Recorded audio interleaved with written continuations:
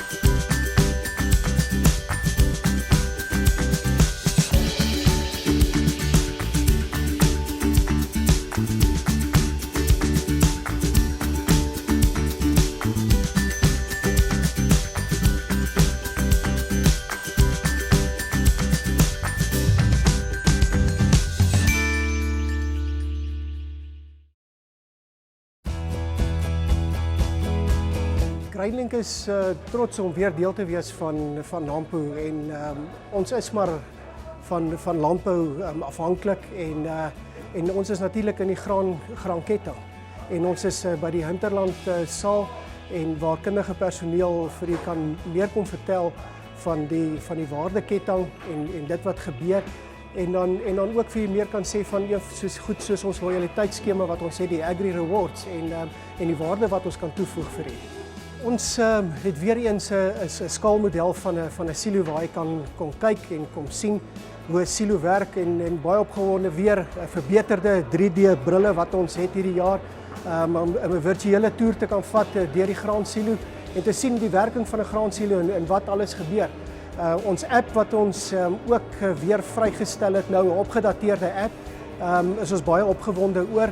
En gaan dit baie meer kan bied vir die klant en enige iemand wat eintlik die app wil aflaai en dan het ons ook uit die aard van die saak het ons ook verskeie pryse wat te wen is hierdie jaar. Ons het weer die markpryse wat ons naboots op die rekenaars en daar's vir dit is daar elke dag R1000 koopbewys van Hinterland wat te wen is. En dan as jy van die app is daar 'n vraagie elke dag wat gevra word en wat jy dan ook daarso elke dag 'n prys kan wen. En dan een van ons pryse natuurlik is die weerstasie wat ons oor baie opgewonde is.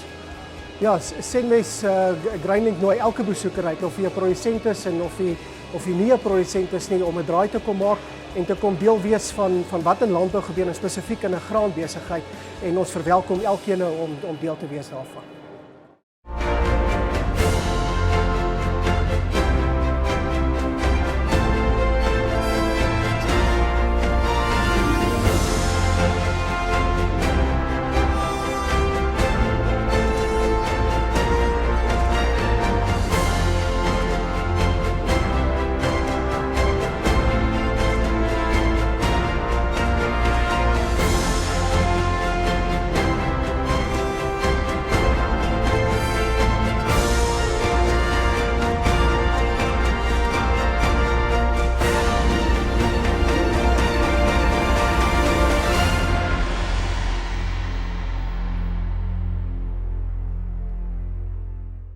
Koejawels ruik na Sondag toe ek klein was en uit die boom se mik geruik het na die son. 'n Diep nostalgie het in die gemeenskaplike bewussyn ontstaan vir die verlore maar nie vergete paradys nie, asook 'n sterk begeerte om dit te herwin. Onthou jy die vetkoek en muns by die kerk se bazaar, die vis en chips by die kafee op die hoek, toegedraai in koerantpapier? Onthou jy die naweekbederf saam met oupa by die plaaslike koöperasie? Eintlik, jare later, het niks verander nie. Hinterland, herontdek dit wat saak maak. Deur die handelstakke Afgri Town and Country, Senwes Village en Farm City, bied Hinterland jou alles wat jy kan onthou en soveel meer. Aan die ander kant het ons tred gehou met 'n snel ontwikkelende wêreld om aan jou selfs 'n nog beter ervaring te bied. Met 64 handelstakke in 6 provinsies is Hinterland daartoe verbind om verhoudings te bou en bande te smee. Ons glo in saamwerk, konsolidasie, uitbreiding, die uitbou van infrastruktuur, onderhandelinge, toeganklikheid, standvastigheid en die ontwerp van unieke oplossings. En dit is ons visie. Dit is juis ons persoonlike, langtermyn strategiese vennootskappe wat ons in staat stel om op elke vlak aan klante se behoeftes te voorsien. Ons klante kan die vrugte van hierdie vertrouensverhoudings en lojaliteit pluk. Deur ekonomie van skaal, kollektiewe koopkrag en effektiewe kostebestuur verseker ons dat ons klante die maksimum voordeel kan trek om koste-effektief besigheid te bedryf. Gesonde verhoudings is gegrond op wederwysige respek, eerlikheid en openhartigheid. Ons streef daarna om ook met jou 'n persoonlike langtermynverhouding te bou. Dit sluit in dat ons gereeld in verbinding bly met ons klante deur verskeie kommunikasiekanale, om te verseker dat elkeen op hoogte bly van nuwe produkte, ontwikkelinge en spesiale aanbiedinge. Ons luister ook graag na jou behoeftes en verwelkom voorstelle om jou koopervaring nog beter te maak. Hinterland, die bymekaar kom plek vir ons boere. Elke stadsjapie met 'n tuin, 'n huis, 'n eenstop inkopiebestemming. Ons produkreeks sluit in 'n volledige reeks plaasbenodighede, insetkommoditeite soos saad, kunsmis en gewasbeskerming, brandstof, dieregesondheid en veevoer, en daarmee saam besproeiing, buiteleweprodukte, doen dit self benodighede, wapens en ammunisie, sowel as tuin- en hardewareprodukte. Hinterland verseker dat hul klante onbeperkte toegang het tot die produkte wat aan hul diverse vereistes voldoen. Hinterland se verhouding strek selfs nog verder en sluit noue bande met plaaslike gemeenskappe in. Op grondvlak is ons betrokke by 'n verskeidenheid gemeenskapsprojekte en opheffingsinisiatiewe en lewer ondersteuning aan plaaslike gemeenskappe. Hinterland is ook 'n trotse vennoot van die landbougespreksinisiatief Nasie in Gesprek, 'n platform wat van stapel gestuur is om die beeld van landbou te bevorder en gesprekke binne die industrie te stimuleer, om werkbare oplossings vir uitdagings te vind. Jy sien, deur die jare het soveel verander. Tog het soveel dieselfde gebly. By Hinterland Ontmoet ervaring en innovering. Kom, herontdek dit wat saak maak.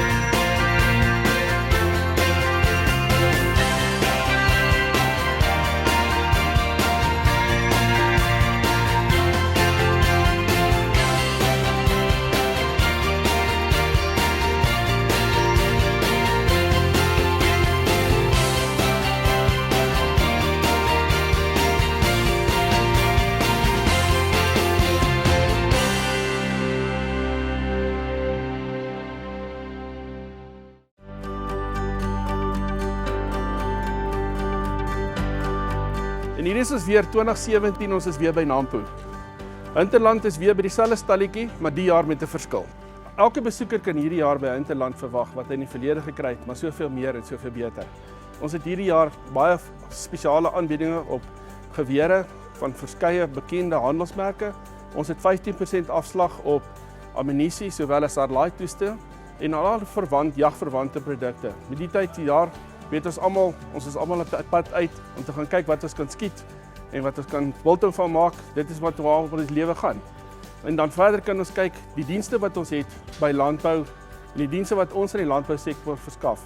Kan ons hierdie jaar by Hinterland 'n stalletjie draaike gaan maak waar ons met die spesialiste rondom elke vakgebied kan ontmoet en waar hulle vir raad en leiding kan gee oor dit wat jy kan verwag van Hinterland. Ek rig 'n uitnodiging aan elke besoeker om 'n draaitjie te kom maak by die Hinterland stal, om kennis te maak met die personeel wat daar is, dat hulle van raad en kennis kan bedien en dan die spesiale aanbiedinge wat ons vir het met ons te kan deel. Dis vir ons 'n baie groot voorreg en ek wil ook maar net noem dat ons ook een van die gespreksgenote is van Nasie en Gesprek, waar ons ook 'n rol speel waar platforms geskep word om die landbou-uitdagings wat daar in die landbousektor is, om dit ook met die regte platforms te adresseer en by oplossings uit te kom.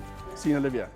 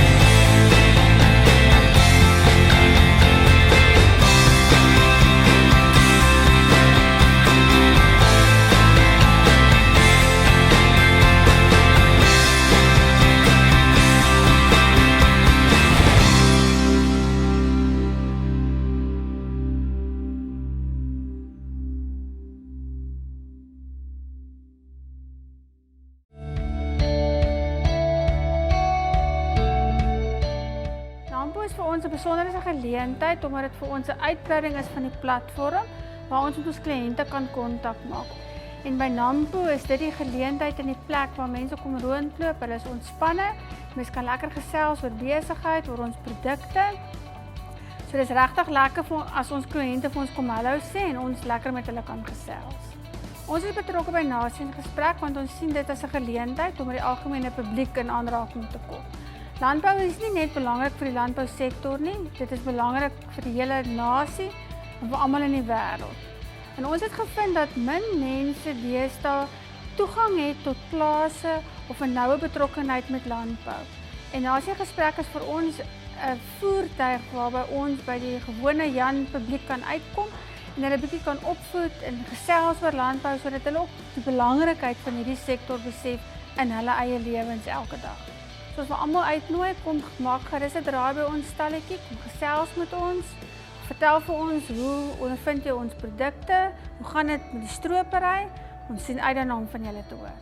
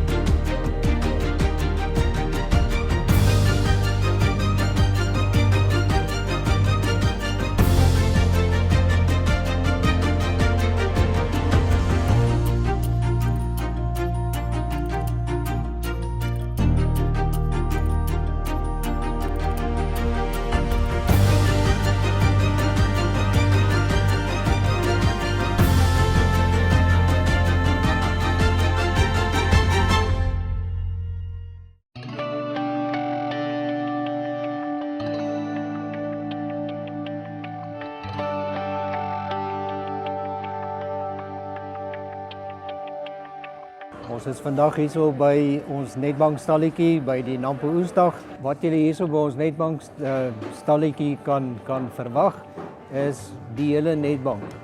Ons uitvoerende hoofbestuurders van ons besigheidsbank afdeling is hierso vir die week. Ons uitvoerende hoofde van ons landbouafdeling wat myself insluit is hierso vir die week. Ons landbouspesialiste, ons agri-besigheidsbankiers is hier. Ons netbank welvaartafdeling wat mense kan onder inligting gee in gaande van welvaartbeplanning, finansiële beplanning is hier. Ons is ook, jy weet, moontlik om mense te kan gesels oor hernubare energieoplossings. So die kennisvelde van die mense is hierso, die regte mense is hier. Ons het dan ook 'n baie lekker koffie fasiliteit hier by ons stalletjie wat ons vir die mense aanbied. Dit is gratis en verniet. Kom gesels met ons oor landbou, kom gesels met ons oor jou besigheid en ons dien graag daar uit om mense hierso te ontmoet by ons stalletjie. We're really proud to be involved with NAMPO and also Nation in Conversation. Nedbank over the last 5 or 6 years has played a increasing role in the agricultural value chain, both in primary and secondary, and we've seen great growth in our book and our lending in this sector. So we felt as a natural progression, it was great to take it to the next step and to become involved in platforms like Nation in Conversation, and it makes a lot of sense to also be present at NAMPO at the same time.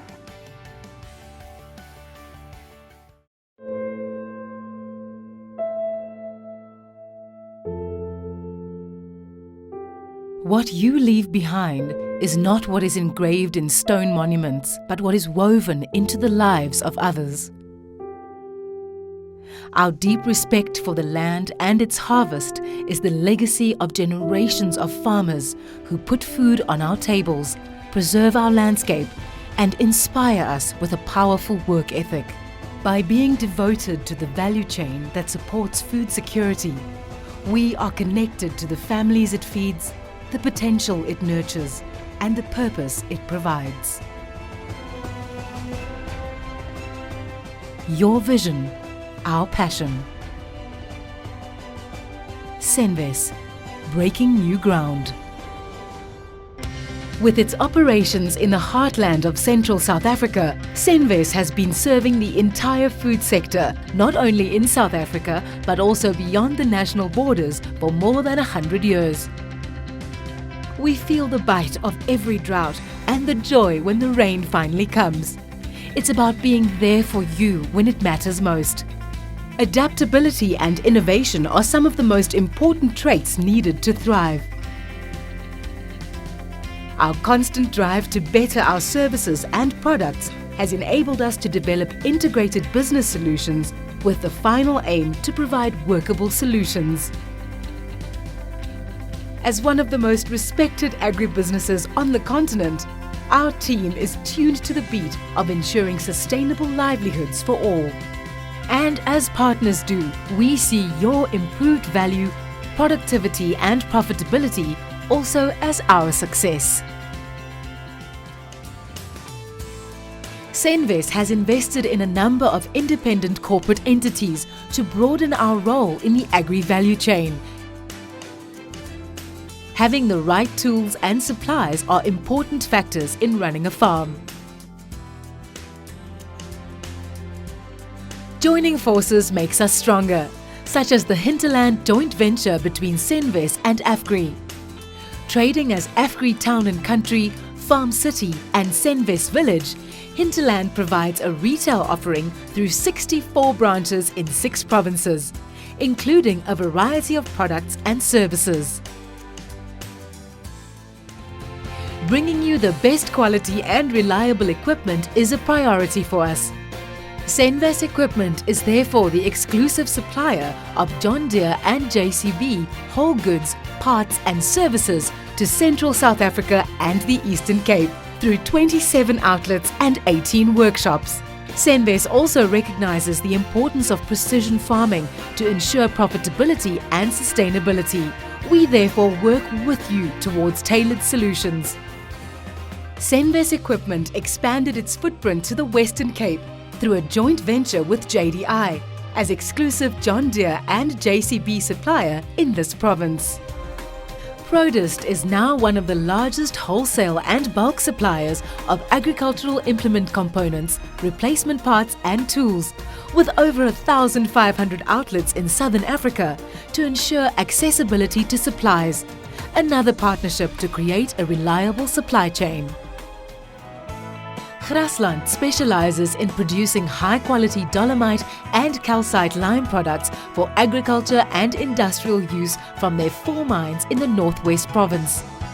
Thus, by feeding the soil that feeds the nation, Senves and NWK complements the food value chain.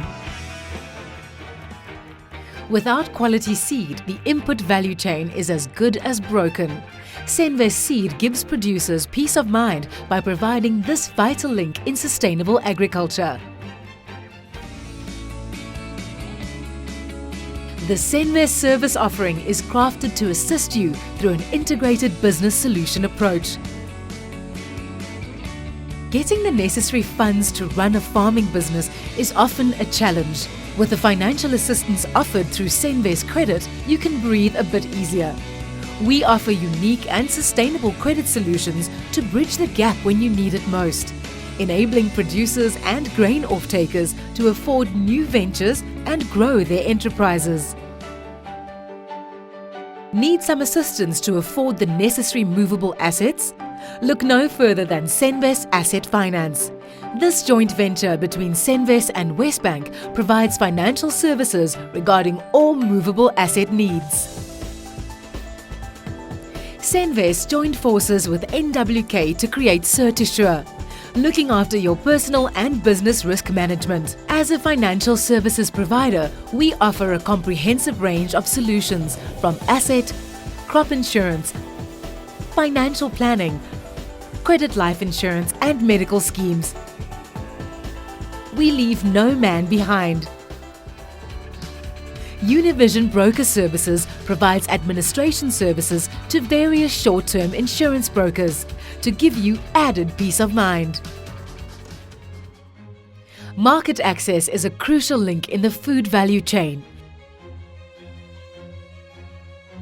Senves GrainLink is the proverbial matchmaker between the farm and off-taker.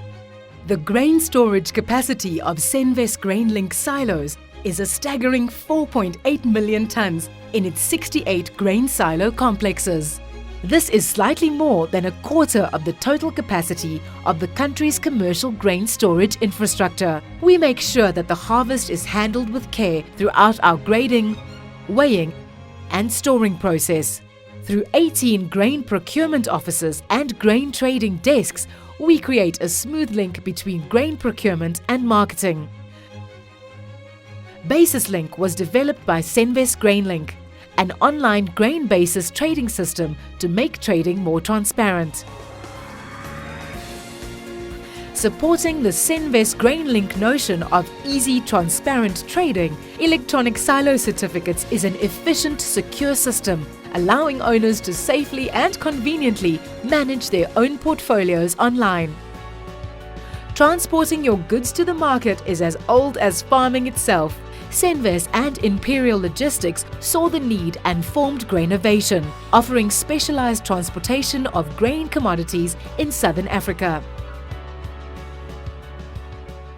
Senves also invests in soft commodity trading, yet another essential part of the value chain, bringing products from the farm to the processors. TradeVantage combines grain marketing and trading services on national and international platforms. As a full subsidiary of Senves, clients benefit from the strong support and network of the company. These benefits include access to competitive markets and quick and effective payments. Clients can count on negotiable contracting and delivery terms. Senves and 8 partners have come together to give back to rural communities through Tobo Trust, with the aim to promote sustainable development. Beneficiaries include employees from Senves, farm workers, new entrants to the sector and small-scale farmers. The team of people who make Senves what it is shares in the vision and passion of producers and off-takers. Consistent in our efforts, we don't want to leave anything to chance. Therefore, we developed the Senves Group Agri Rewards loyalty scheme. In this country's new chapter, we have proven our commitment to sustainable agriculture, as well as to those who were left behind.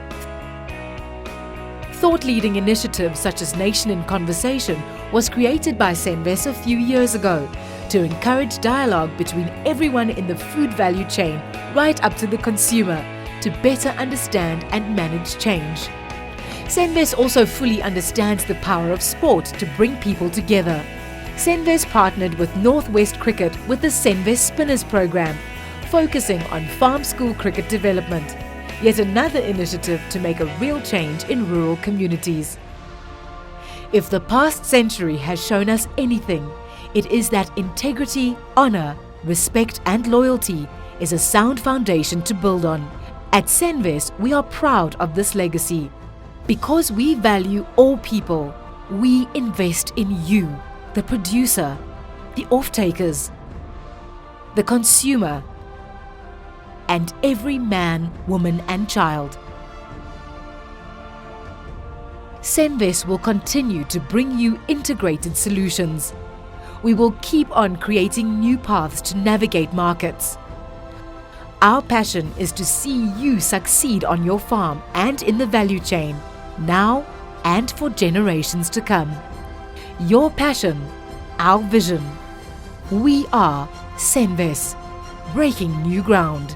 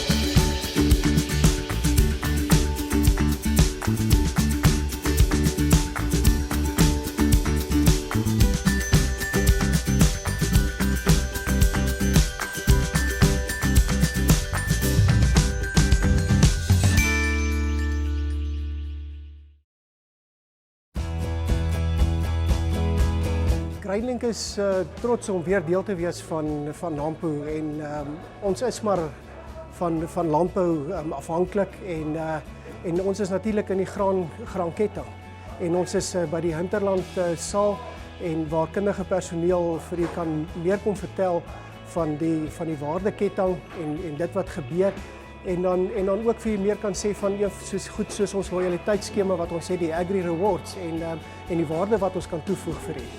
Ons het weer eens 'n skaalmodel van 'n silo waar jy kan kyk en kom sien hoe 'n silo werk en baie opgewonde weer 'n verbeterde 3D brille wat ons het hierdie jaar om 'n virtuele toer te kan vat deur die graansilo en te sien die werking van 'n graansilo en wat alles gebeur. Ons app wat ons ook weer vrygestel het nou, 'n opgedateerde app, is ons baie opgewonde oor. En gaan dit baie meer kan bied vir die klant en enige iemand wat eintlik die app wil aflaai. En dan het ons ook uit die aard van die saak het ons ook verskeie pryse wat te wen is hierdie jaar. Ons het weer die markpryse wat ons naboots op die rekenaars en daar's vir dit is daar elke dag R1000 koopbewys van Hinterland wat te wen is. En dan as jy van die app is daar 'n vraagie elke dag wat gevra word en wat jy dan ook daarso elke dag 'n prys kan wen. En dan een van ons pryse natuurlik is die weerstasie wat ons oor baie opgewonde is. Ja, Senwes Grainlink nooi elke besoeker uit, of jy 'n produsent is en of jy nie 'n produsent is nie, om 'n draai te kom maak en te kom deel wees van wat in landbou gebeur, en spesifiek in 'n graanbesigheid, en ons verwelkom elkeen om deel te wees daarvan.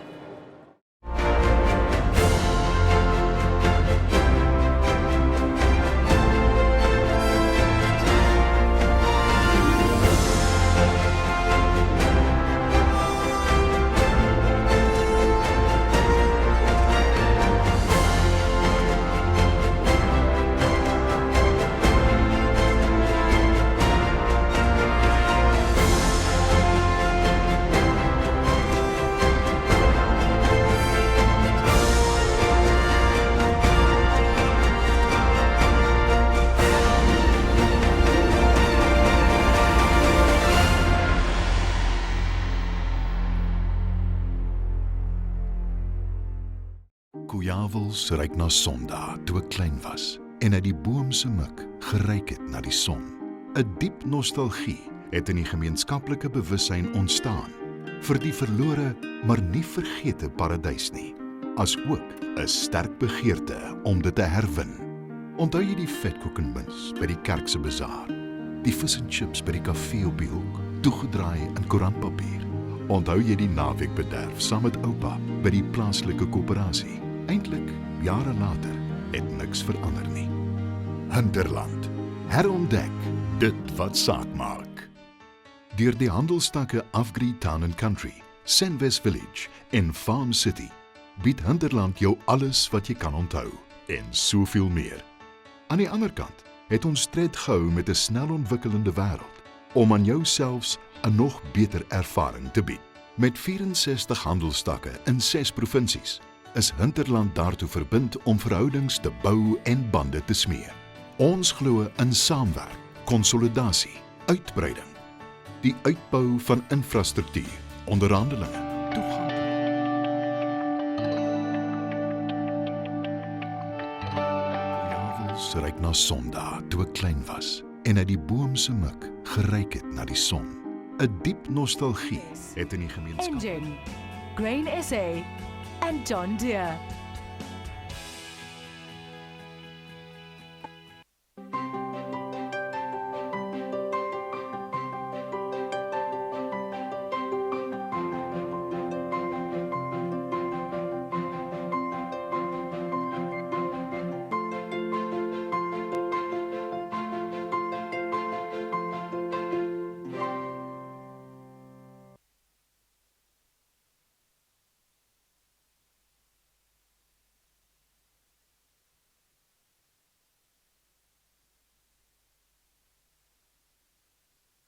Grounds coming from all over the country to hear for themselves what would be best for them if they want to pursue careers in the agricultural industry.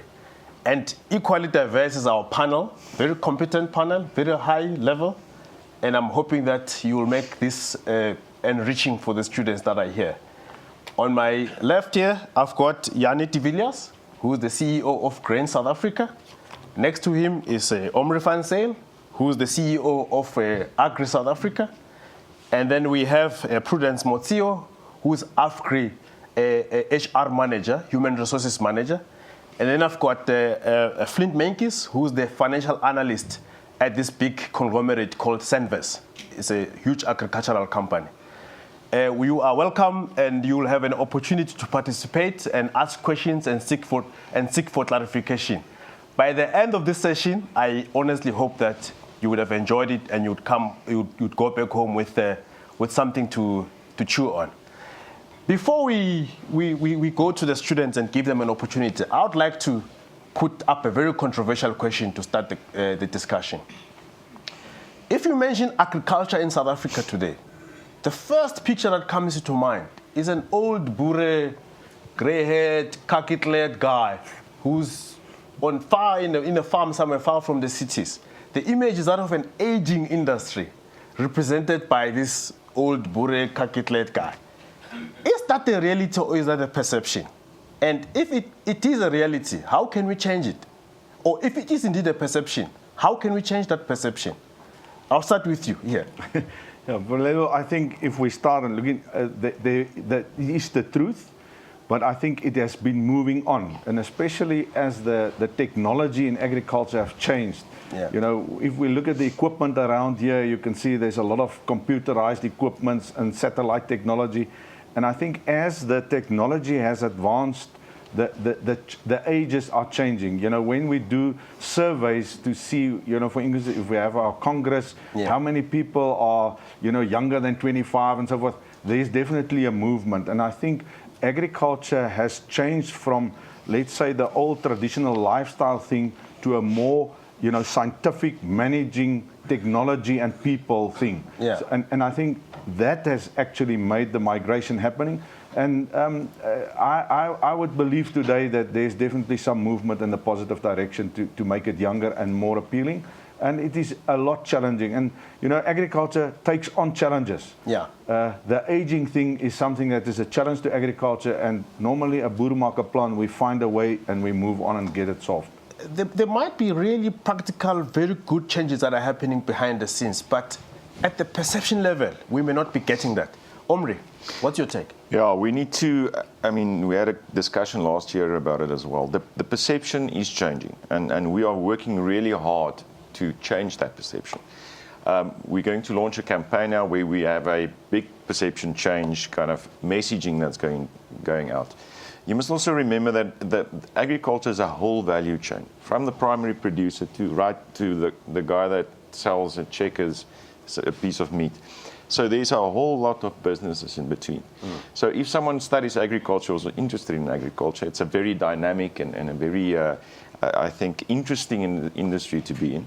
There's a whole host of things that you can do within that value chain.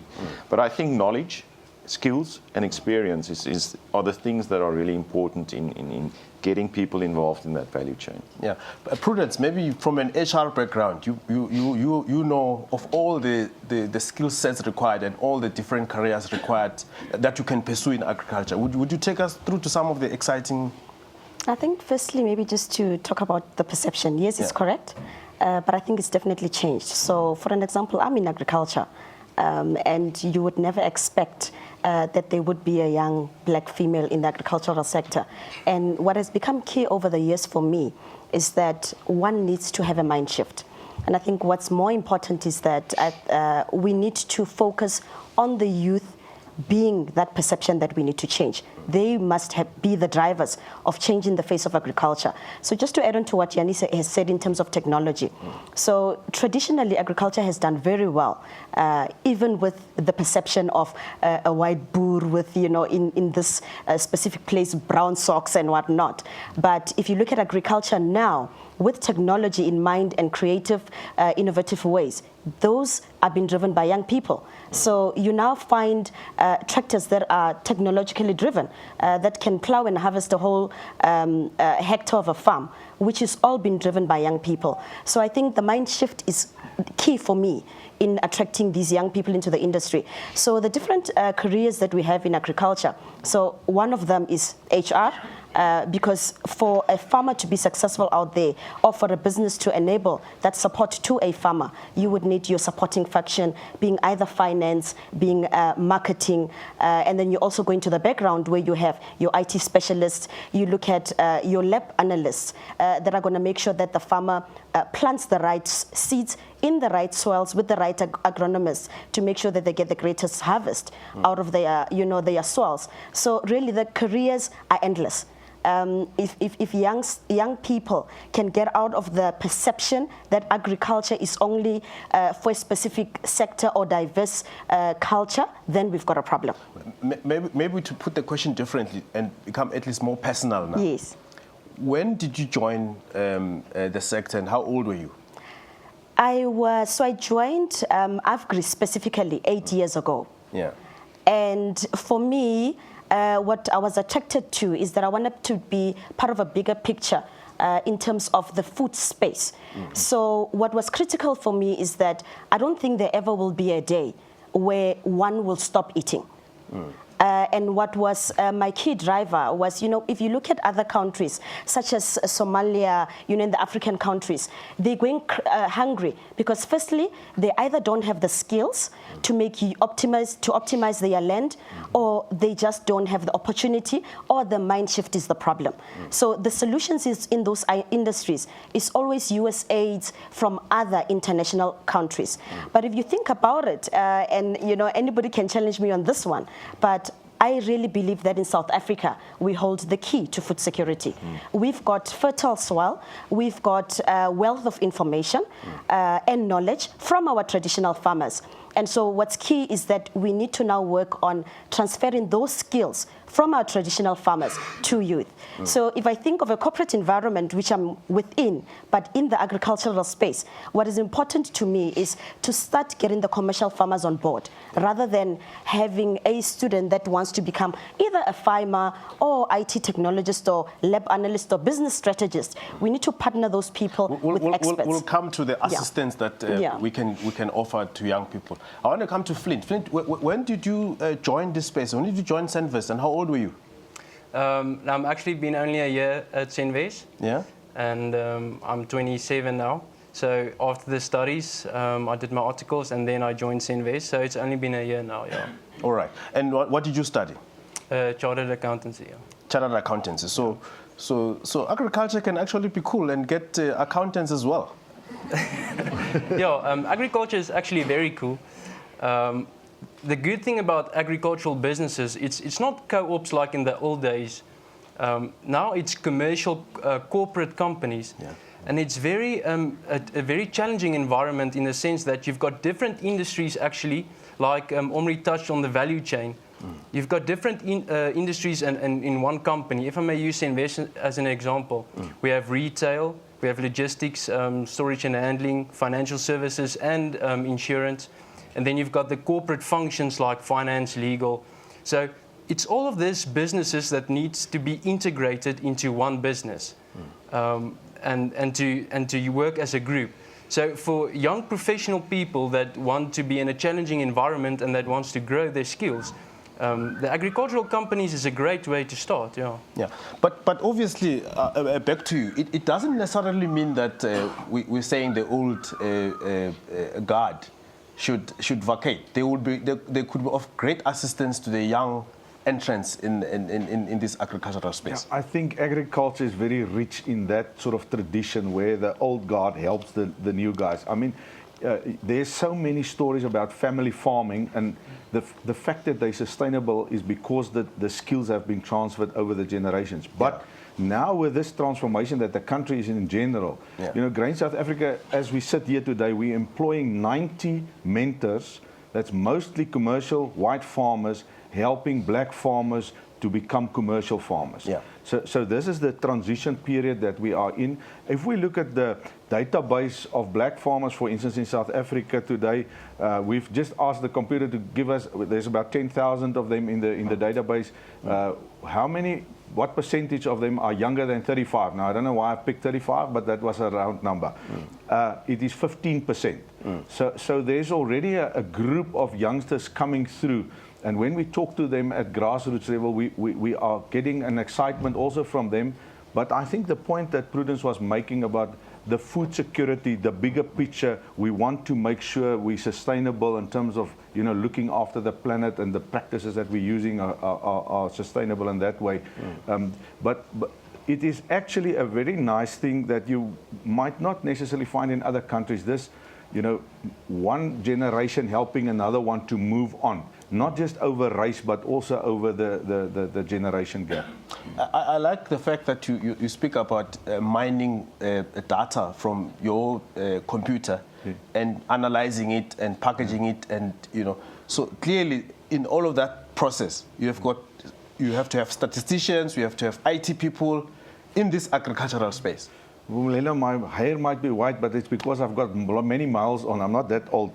But so what we've got, we GPS coordinate every single piece of land, even if it's a 1 hectare farmer. Yeah. There's a soil sample being taken. It's all in the database. When last did this farmer attend the Farmers' Day? Which study courses he's done with Grain South Africa or whoever else? what was his yield last year, to whom did he sell, so that we can, when a financier get there, you can say, listen, this is the profile of the guy. You can actually help him to get input suppliers and financiers to get the process going, because we need this transformation to happen. Yeah, and when we mention GIS, which is the geographical information, it reminds me of geography. So you can actually study geography and have a career in agriculture. It somewhere it fits in there. So you actually can do a lot in that space. Yeah, and I think in the past, where in the regulated era, government made the rules and the prices and all of that. Now you need these type of financial guys, because you want to hedge. Yeah. This is pure financial stuff, but it is agricultural products. Yeah. It is never going to be like coal the same tomorrow, because it's raining this year, it's not raining, the prices go up and down, there's a problem in America, or there's something happening in Japan, it is just a fantastic dynamic area. It is never the same, every season is different. Yeah, Omri, but I'm sure there should also be a sense of guilt, if not a bit of embarrassment from the young people, if they have to be fed by old people. Why can't they produce their own food? Look, I don't know if people care what color the cat is, as long as it catches the mouse. So, no, just latching on to what Yanni just said, we've got 25 commodity organizations in Agri-SA. And that ranges from aquaculture, guys that breed abalone and mussels and clams and all kinds of stuff, right through to grain farmers. And in between, you've got grape farmers and sugar farmers, and if you can eat it or drink it, it's there. Yeah. So it's such a dynamic environment, and all of these have sophisticated businesses within themselves.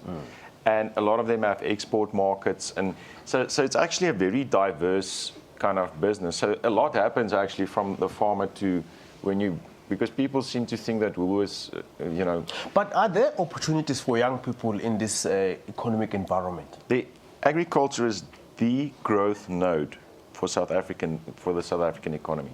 It is where it's happening. And you can see a place like this. This is the boiling pot of the future of South Africa's economy, and also of Africa's economy. Because what Prudence was saying earlier, you must remember that food security-wise, we are the only continent in the world that can actually develop to the extent that we can feed the rest of this continent and the rest of the world. And within this, South Africa is sitting with the skill and the knowledge and the technology and the financial systems. So it's a massive opportunity for us to firstly get our agriculture economy up, get a more inclusive growth story, get property rights sorted out so that people can own the land, and then use that base to expand into other countries. And a lot of companies in South Africa, Monsanto and Syngenta and DuPont, they all want to expand into Africa, but the skills base is lacking. So I see us as the future hub of technology growth and opportunity for Africa here in South Africa. And Prudence, who's supposed to do this training to make sure that the skills are available in abundance? As associates and organizations sitting right now and talking about this, it's our responsibility. So it's also the responsibility of the youth. So, what is critical within the agricultural sector is, it was mentioned in a discussion during the week as well, that if you don't have passion for it and you are out to just get money, then you've got a problem. The agricultural sector, for you to be successful and really contribute to food security in Africa, like Omri is saying, is you need to be selfless. It needs to be not just about you, but about the current generation and the future generation. If we don't do something about it now, as key contributors, then we would have failed drastically. I know you can't teach passion, but somehow we have to do something in our society that allows passion to develop, create an environment where people can be passionate about agriculture. How are we doing in that regard? We are running a schools program now, I think, for about 8 to 10 years, where we try to influence the grade 9 kids just before they make their final decisions, about their subjects going into matric, and say, these are the careers in agriculture. This is how a farm works. Where does money come from? And what is all in your hamburger and your T-shirt? Those sort of things. And that is just to try and help the kids to understand what is it that taking decisions going forward. We've got a grain academy for young farmer leaders and people in agriculture sector to develop their leadership skills, because we know tomorrow they're going to have to make the decisions. And you know, in the old days when I grew That academy is run by Grain SA, right? It's Grain SA and Syngenta with some business schools. You know, when I grew up, I was sitting as a youngster in the wheat board and the maize board, and there was all these old ooms, and they were, you know, it sounds like they know everything there. Yeah. And I've learned from them. But the new generation hasn't got that sort of incubator where you can actually start rubbing shoulders. So we need to create things where the next generation start learning each other. We take government officials there so that they don't find each other for the first time doing land reform negotiations when they like at 55. They need to start talking about these things, resolving labor issues and, you know, safety on the farms or whatever when they're 35 and younger. So these are the platforms that we create to take this specifically forward, and that the next generation start thinking about the difficult issues, because we need some new solutions. You know, the old guard can't find new solutions to their old problems. We need some people thinking differently on these things. So we're trying to create some platforms where they can talk. But there's also the issue that, notwithstanding all the career opportunities available in the sector, people would still want to see young people at the farm, right at the farm, wearing the khaki shorts, young as they are, producing the food. You'll see there's a lot of young people that are entering the sector, and we see that everywhere. I mean, you know, in Agri SA we've got a lot of farmers members. Worldwide, the average age of a farmer is around 57. In South Africa, it's more or less the same. So it's not just in South Africa where that's a challenge, but also internationally. So as a sector, so there's two things. There's a push and a pull. Okay, so the colleges generate students in South Africa that is supposed to enter the value chain. Yeah. We have challenges within the college systems. It's not working optimally. Yeah. And this is the feeding ground or the feeding hub of the youth. Okay. And then that youth gets sucked into the different agriculture companies, into farming opportunities, etc. And you'll find that the sector itself is really, really keen on transformation and really keen on inclusive growth, because we're pretty much a doorway to the South African economy, and the rest of our continent actually. And for us, we want to be an example of how we will lead in that space. Yeah. So we're very, very keen to actually engage and grow inclusively and so on. We need to create the opportunities, and they are there. I mean, like us, we run internships and we get really excellent candidates. Yeah. And make sure that we pull them through. And Prudence, from your experience managing people who have just come through school, what do you think are the things they need to take care of before they get fully absorbed in the thing? Do you find them well prepared, or do you always have to do some smoothing? There's a lot of smoothing that needs to happen. And I think, you know, we've touched a bit on the technical colleges that has failed us drastically.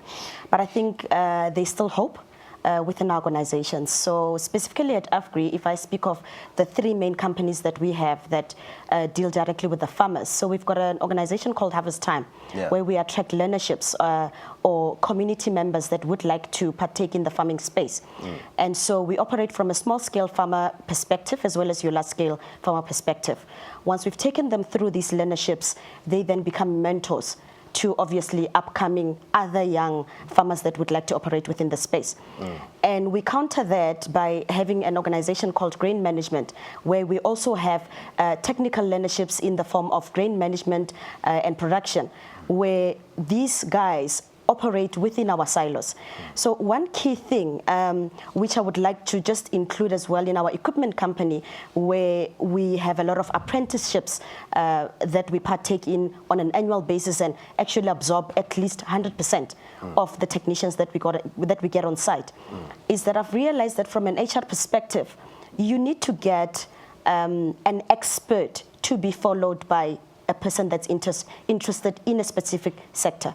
So if I speak of, I'll go back to farming. You cannot get a mentor sitting in a corporate office mentoring somebody that wants to become a farmer. It's just not going to work. So because we are focused on young people, if that young person needs to become a farmer, it needs to be a full-time job. But those students that you receive, how much of their schooling involves a bit of work on the farm? Do you get a sense that they have an idea of what happens on the farm? Not at all. And I think that is why I believe that what we are doing will help us in future. So they come on board, and what they have studied at school is just on paper. It's theory that they have no ability to apply so in your the job actual is environment. To offer the opportunity to Exactly. bridge the gap. So we have bridged that gap in offering those platforms, and we really do see it working and working successfully. And if more organizations can get into that space, then we're definitely heading into the right direction. Flint, you knew at Senvest, and you know the nice thing about arriving at a new employment place is that you make a lot of observations which other people who have been there for a while might not have made. So your observations are sharper and still fresh. What's your perspective of young people in that environment? Young people want to be challenged every day. They want to be challenged. It's not always about salary. People think it's always about salary, but it's about salary. It's about work experience is very important. So they want to be challenged every day. They want to see new markets. They want to go into new places and grow businesses. They want to learn new skills. They want to develop new thoughts. The young people like thought leadership. So it's an important thing that where they go, they see the opportunities and they take it and let other people follow. So I think there's always opportunities, and there's a culture of excellence as well. So when you are keen, you have to have the right attitude towards learning and towards growing. When you don't have the right attitude, you're not going to grow. But when you have the right attitude, there's more than enough space to grow. So in other words, there shouldn't be no expectations of quick fix or quick buck. No, there's no. It's a difficult industry. The world is very competitive. The businesses are very competitive. Because the world it's been globalized, it's been consolidated, markets have been consolidated. You need economies of scale, you need knowledge, you need that skills. So you're not going to learn everything in 1 year or 2 years, 3 years. That's why CEOs isn't guys that have been in the industry for a year or two. You need proper experience because it can become complicated. Jan, you want to comment about the attitude issue? Yeah. What I love to do is, sometimes I have to travel to Farmers' Days or something, and then I take these youngsters into the car and say, "Klim in."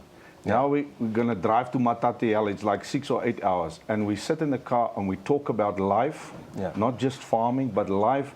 And we experience a lot of things, and I share what I've got. Whether, we sometimes have to come from Pretoria to Nampo Park, get somebody in the car, talk about things, help them to understand where are we, what is going to happen next in his life. And this is what our generation have to do. And this is always part of the development of these youngsters, like Prudence say. If they get there, they've learned a few technical things, but I mean, we've also been there, as long as your character is sound, you can learn almost anything.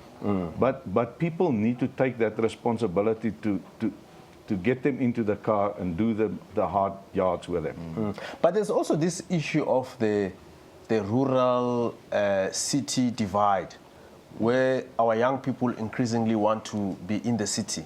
They want to be on TV. They want to be celebrities. I can tell you, I've had experience when I was a station manager on a radio station where I would get CVs, including people who have studied agriculture, who say, well, I've finished my degree now. I'm not interested in this. I want to be on radio. I want to be on TV. Help me to appear on TV. Flint, how do we respond to that? Well, on TV. Well, firstly, I think that you have to find yourself a purpose. If your purpose is only to come on TV and to appear on TV and be famous or let people know your name, you're going to get hurt somewhere. you have to, if you want to become famous, you have to become famous for the right reasons. You first have to grow and be the person that you have to become the person that you were created to be. Then you can go to the next step into what direction you have to go, whatever. But this desire to appear on TV, that doesn't mean anything. Omri, maybe we have to develop some agricultural celebrities here. Look, I wanted to be James Bond, but that didn't work out. You know, I think from where we sit, okay, talking to the youth here, the first thing is it's hard work, okay? You have to work hard. I mean, you don't, roll over and get a bakkie and off you drive into the sunset. The first thing is it's very, very hard work. The second thing is you need to be connected. With technology, today, you can become so connected. I've got guys applying for jobs from South America, North America, Nigeria, everywhere, because they are connected and they read and they're informed. And I think the third thing is, I mean, money is always an obstacle in terms of studies and development and so on. It's important to latch on to and be proactive. If you go to America, the students and the kids are so assertive, they're so keen and they're so hungry and ambitious to kind of change the world that, they really go out of their way to make it happen. It's almost like, and they sell themselves and they get to know the industry, they get to know the players in the industry. And I think as a little bit of word of advice, that's a very important thing to do, is to use all of these things and to better yourself. You have to grow yourself. And like Flynn said, I mean, agriculture is not, it's a cause-driven thing, right? You love the land, you love food security, you love people, and that's what that business is about. And if you're serious about it, it doesn't matter, from what culture denomination you come from. Food security in this world is going to be an issue for the next 100 years.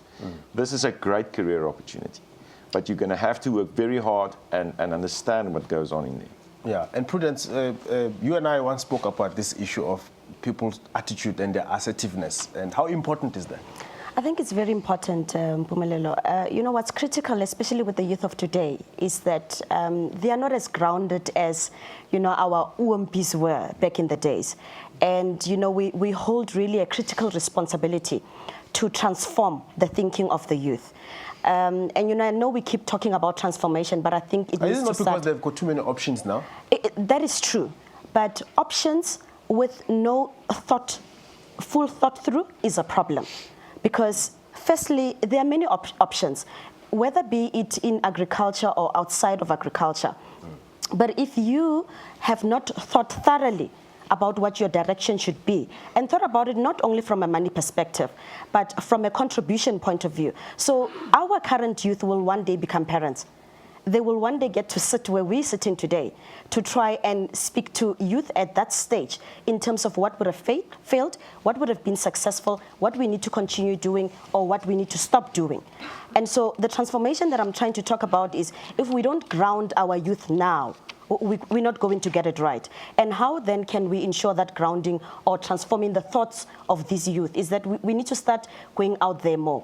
Other sectors, I think, really make the time, because of technology, it's easy for them to reach out to the students. So think of Flint's industry, the accounting industry. I think everything is so digitalized. We are getting there in terms of the agricultural industry, but the career expos needs to become more from the agricultural perspective. I was speaking to Yanni that youth need to start attending agricultural expos more often. They will then get really a true picture of what the agricultural sector has to offer. But let me come to the incentive part here, because, it's easy to sound like we're preaching because we know the right thing and all of that. And I can tell you a little bit about my story. When I was doing journalism at Stellenbosch, and one of my funders, the big company, Naspers, one of the executives came to address us. And then we had a Q&A, so I asked the question, how much do journalists earn? Because I was interested how much I was going to earn. And then he says, well, I'm not going to tell you that. All I know is that journalists are very happy when they see their name in the newspaper. And he says, if you are not incentivized by that, then you're not going to be a good journalist. So what's an incentive for a young man or a young woman who wants to enter agriculture? My incentive was my name would appear there. What's their incentive? When I had to make my decision in terms of my career, the thing that incentivized me is I'm going to be busy with significant stuff. I'm not here for the money. Yeah. And I understand margins in agriculture is not the same as in the IT industry and maybe in the mining or whatever.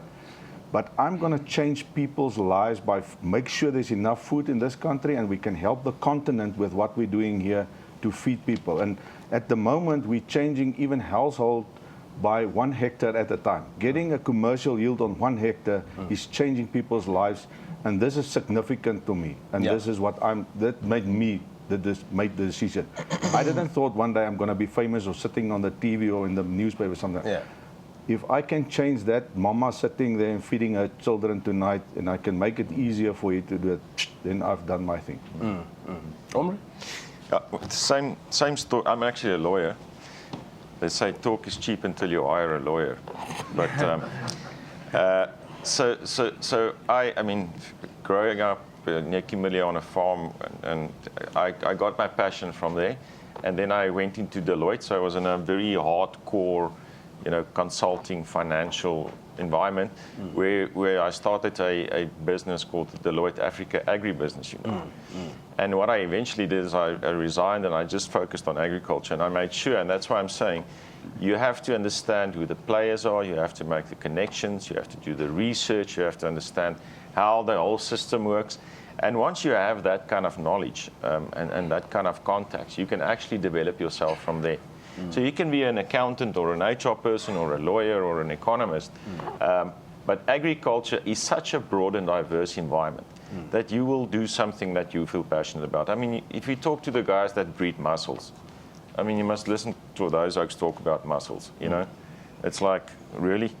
They get them from Namibia, and so it is something that is so diverse and so exciting. And that's what stimulates me. I was saying to Janso, my colleague there, I was saying, this is such a stimulating business to be. My head spins every day. I'm like, it's an amazing place to be. Yeah. But we can't avoid the fact that there are obviously challenges. I'm reading here a report from the International Movement of Catholic Agricultural and Rural Youth. It's basically, they put together, it's a group of NGOs.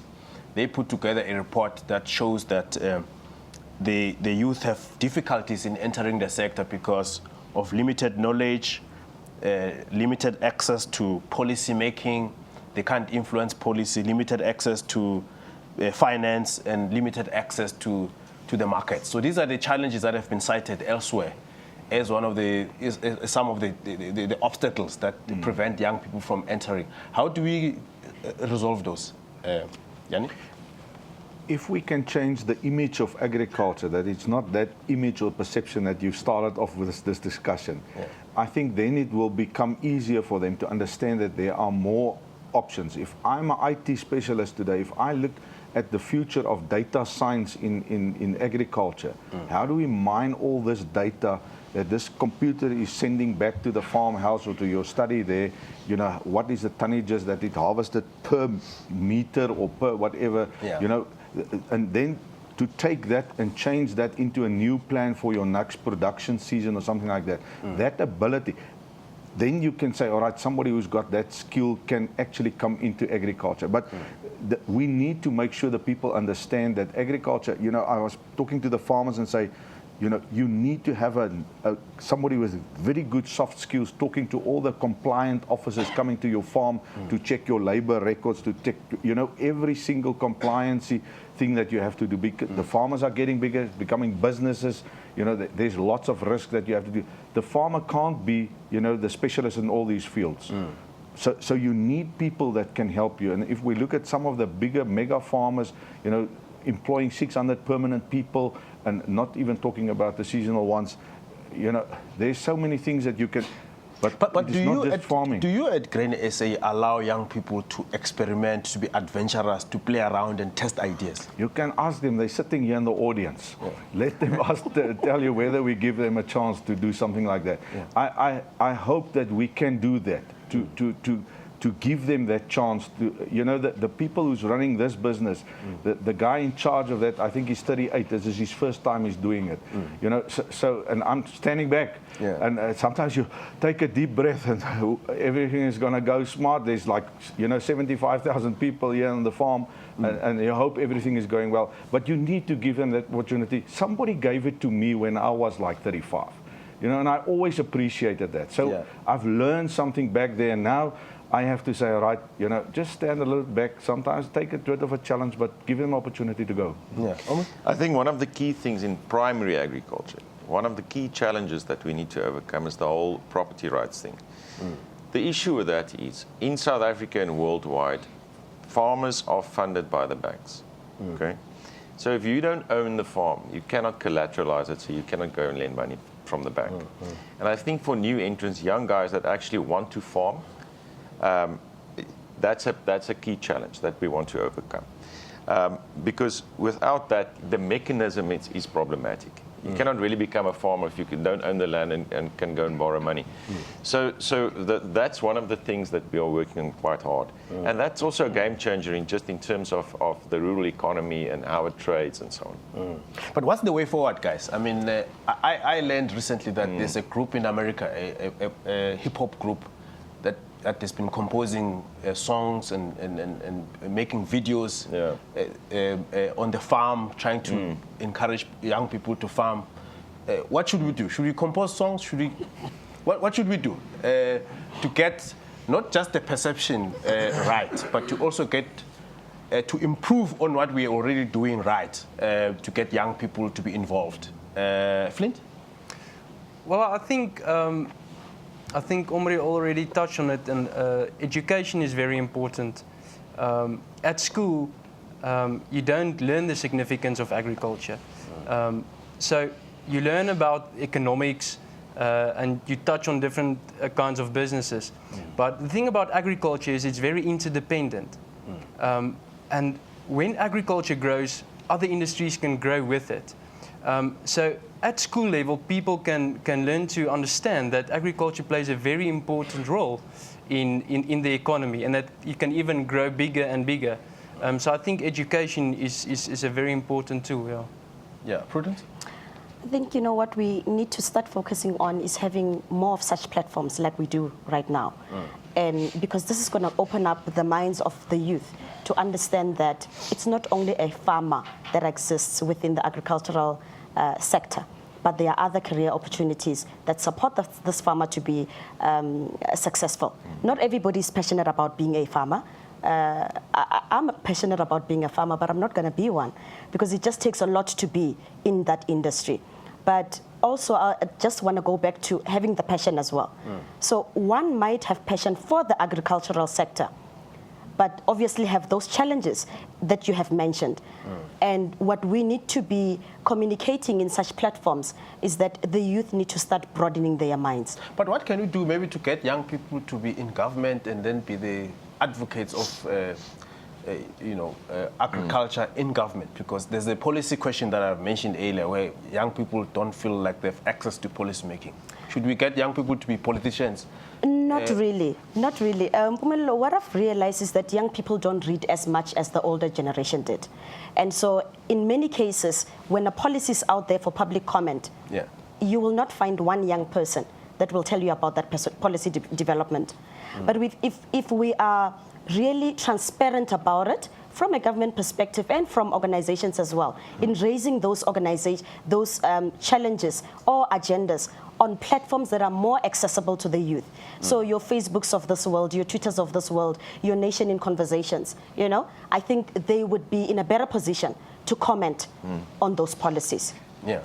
The foodies are actually helping us as well. You know, I don't watch all those television programs necessarily, but to learn where your food is coming from is actually pulling the consumer, you know, thinking about the traceability. Where is this meat coming from, or this little whatever the case may be. I think that has actually helped us more than we thought. It wasn't something that we've created as agriculture sector, but it is just sort of trying to, you know, shorten the link between the farm and the plate. That for me was one of the trends that I thought, and I mean, if you look at the foodies, it's more the younger generation. So that was just one thought. You know, the songs will also help a bit. You know, they love the music. But the thing that I've learned in my life is it must come from, you know, the DG was saying agriculture comes from deep down here. You know, it mustn't be in your heart. One of our breeders, top breeders in the country in the wheat breeding, was saying the other day, it is hard work, like Omri said, to walk at 42 degrees at Modderrivier and looking at all your trials in December. You know, that's not everybody's thing. But if it is deep down here, you do it because you know you can, you know, get another ton per hectare. It's going to make you sustainable. It's going to feed the nation. This is my part that I'm contributing. Omri, you have a pending point. Yeah, Agri-SA has launched a movement. We call it a movement, okay, that we call our transformation hub. So Christy's running that hub. And we've had our first conversation when there were so many people we couldn't fit everybody into the room. So we're running these conversations now. We have one with Grain SA and one with Vinpro, the wine guys, and one with the game industry. So that's actually where we bring together all these mechanics and all the different points of view. And we actually have a discussion and get some action items out of that. So there's a movement that's happening that you will all be invited to, and that is one of the raising the awareness platforms that you were talking about, Prudence, that I think is going to have a big impact. Well, just one last point. You mentioned earlier about you made some international comparisons. You know, one of the importance of having the youth involved is that our agricultural sector can only be competitive in the long run if our youth is also competitive relative to other youth in other countries. Do we think about that aspect?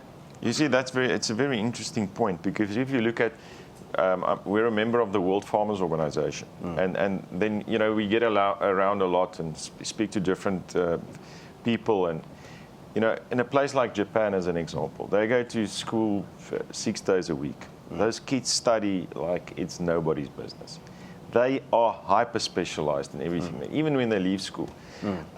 So that's the kind of tech we need to compete against internationally. So as Africans and South Africans, we are really one of the top countries in the world in agriculture. But we need to lift the bar in terms of our international competitiveness. Because the world is becoming more and more competitive, more sophisticated, smarter, and we need to be able to throw the same punches that they can. Yeah. Well, I want to hear from the guys here what they will do to make sure that they produce their own food. They don't depend on old people, and they don't depend on foreigners to feed them. So in other words, we don't have to import all our food. So we will open up now the platform for you guys to ask questions or to comment. We will have a roving mic. And please, these are our top experts in the country. Don't leave them with a question mark in your head unanswered. Let's get all the questions answered. And also give them food for thought if you have some thoughts about where they can improve to make it easy for you to access information, to access knowledge, to access capital, or even to think ahead about your career plans. So let's open up. Who's first up? The two gentlemen at the back. Oh, there. Okay. Yes, good day. Please introduce yourself, where you come from, who you are, and then ask your question. Okay, good day. My name is Baphelele Kachwai. I'm from Mpumalanga at Morganzone. So I'm a graduate or a student of Harvest Time from Africa. So I'm not having a question, but I wanted just to comment on a few things that has been said there, like the challenges. One of the challenges that I feel is not being mentioned is the availability of land for young farmers or for youngsters to partake or to participate in farming. And the other thing that I think we need to do, we need to try to change this thing, perception that farming was something like an oppressing labor or hard labor. Because now we can find that those farmers or farm workers, they can just operate in a smart way. where we found that they are using these computerized systems as well. And also, if we check, the other thing that I think we need to do to encourage young people, we must stop this perception that during the youth months, we are just talking about the politics and all the things. But we must start to make some youth events like agricultural awareness for the youth, just to encourage them, to show them which chances are available. And also, we need to make sure that this thing of mentorship, we get the correct people. Because what we have experienced is just that in some areas we find that the youth is just in farming, but they don't get the correct information or they're not well being trained. So for me, if I was the guy to decide, I was going to say, firstly, you must go for a training, and then you are being financially supported. We can't just be given money whereas we are not being taught how to be sustainable. But also, I was going to say, we need to try and say to our government, they should support programs that are being run by you guys, like Harvest Time, AFRI, Grain SA, that they can empower and transfer the skills to the young people, so that at the end we can make sure that the farming industry, it can stay for long, or we are having the sustainable product at the end. Thank you. Thanks for the lovely input. I mean, that's very important points. The part about agriculture being an oppressive working environment, it's valid because there's a historical thing about, you know, oppressive labor systems, slavery. A lot of this horrible stuff were done through the agriculture. So how do we get that out? We have to get out of it. I think we have to work hard and get the factual situation, not just, you know, sort of pictures that shows that we are busy changing. But I think the stuff is we need to fix ourselves as far as agriculture sector is concerned. We've got this problem. The land issue, I agree with him. This is a very difficult part. How do we, you know, there's only limited land. Where do we get land for people who wants to start up first? And the difficult thing about agriculture is highly, in any case, you know, Mpumalanga is a big grain producing area, a lot of livestock. It is so difficult to start from zero. It is almost impossible. And I think there, you know, this is why the family thing is doing a lot better. But we need to start helping and looking at what is it that we can and can't do. But at the moment, there's no tools and no quick solutions to that specific problem. But I agree, the whole hard physical labor thing is busy changing because of all the computerized stuff, and you're going to talk to the guys from some of the equipment people later on in the program. They will tell you, you need a smart guy. This thing costs 6 million rand. You know, you can't put somebody on there that can't read and write and those sort of things. Any takers? I think what is becoming evident, and I think I've discussed it with my colleagues as well, is that, you know, in shifting this perception, we need clear collaboration with the farmers. So what I've said prior is that they hold the wealth of information. So one other evident thing is that because the technical colleges have failed so much, I think we need to start asking ourselves a key question. Could they be the solution to upskilling from an academic point of view? Because what the technical colleges are failing to do is that they also don't understand the market as fully as a farmer who has been farming for years understands the market. So we can capitalize that from a corporate point of view, like the student has been saying now, that at Harvest Time, we have a couple of farms where we host our learners. A farmer on that farm is our key contributor in terms of transferring skills to this person. Should we not be speaking to the agri-seaters of this world to divert funds to the right people? Should those funds rather not be going partially to the farmer and the learner instead of a technical college that is failing? You see, one of the things that Yanni and I often discuss, if you have a magic wand, right? We privatize all the agricultural colleges. We take that $500 million that they spend on them every year. You know, interestingly enough, Christy's visited some of these. There's some of these colleges where the teacher to student ratio is 1-to-1. So you have as many students as you have lecturers. In South Africa? Yes, yes. Okay. So privatize these technical colleges, identify land that the best students can actually get through a funding mechanism, right? Because you're going to have to change the funding mechanism, otherwise they won't be able to. So if we had a magic wand, that's what we wanted to do, and maybe we will still do it. Yeah, I like his suggestion though about the political rallies on Youth Month on June 16. I mean, if we want to transform the economy as it's made to be the main goal at the moment, the second aspect of our transition, surely political slogans sometimes should be merged with some kind of entrepreneurial slogans, eh? Yeah. Can I just say, over the past 5 years that we're having this nation in conversation, for me, the biggest change is we are moving away from being reactive on everything that government is saying to find our own solutions. Yes. And this, for me, is fantastic. Wonderful. I hope you will also join the policy activism environment and try and agitate for policy changes. Any question? There was a question at the back.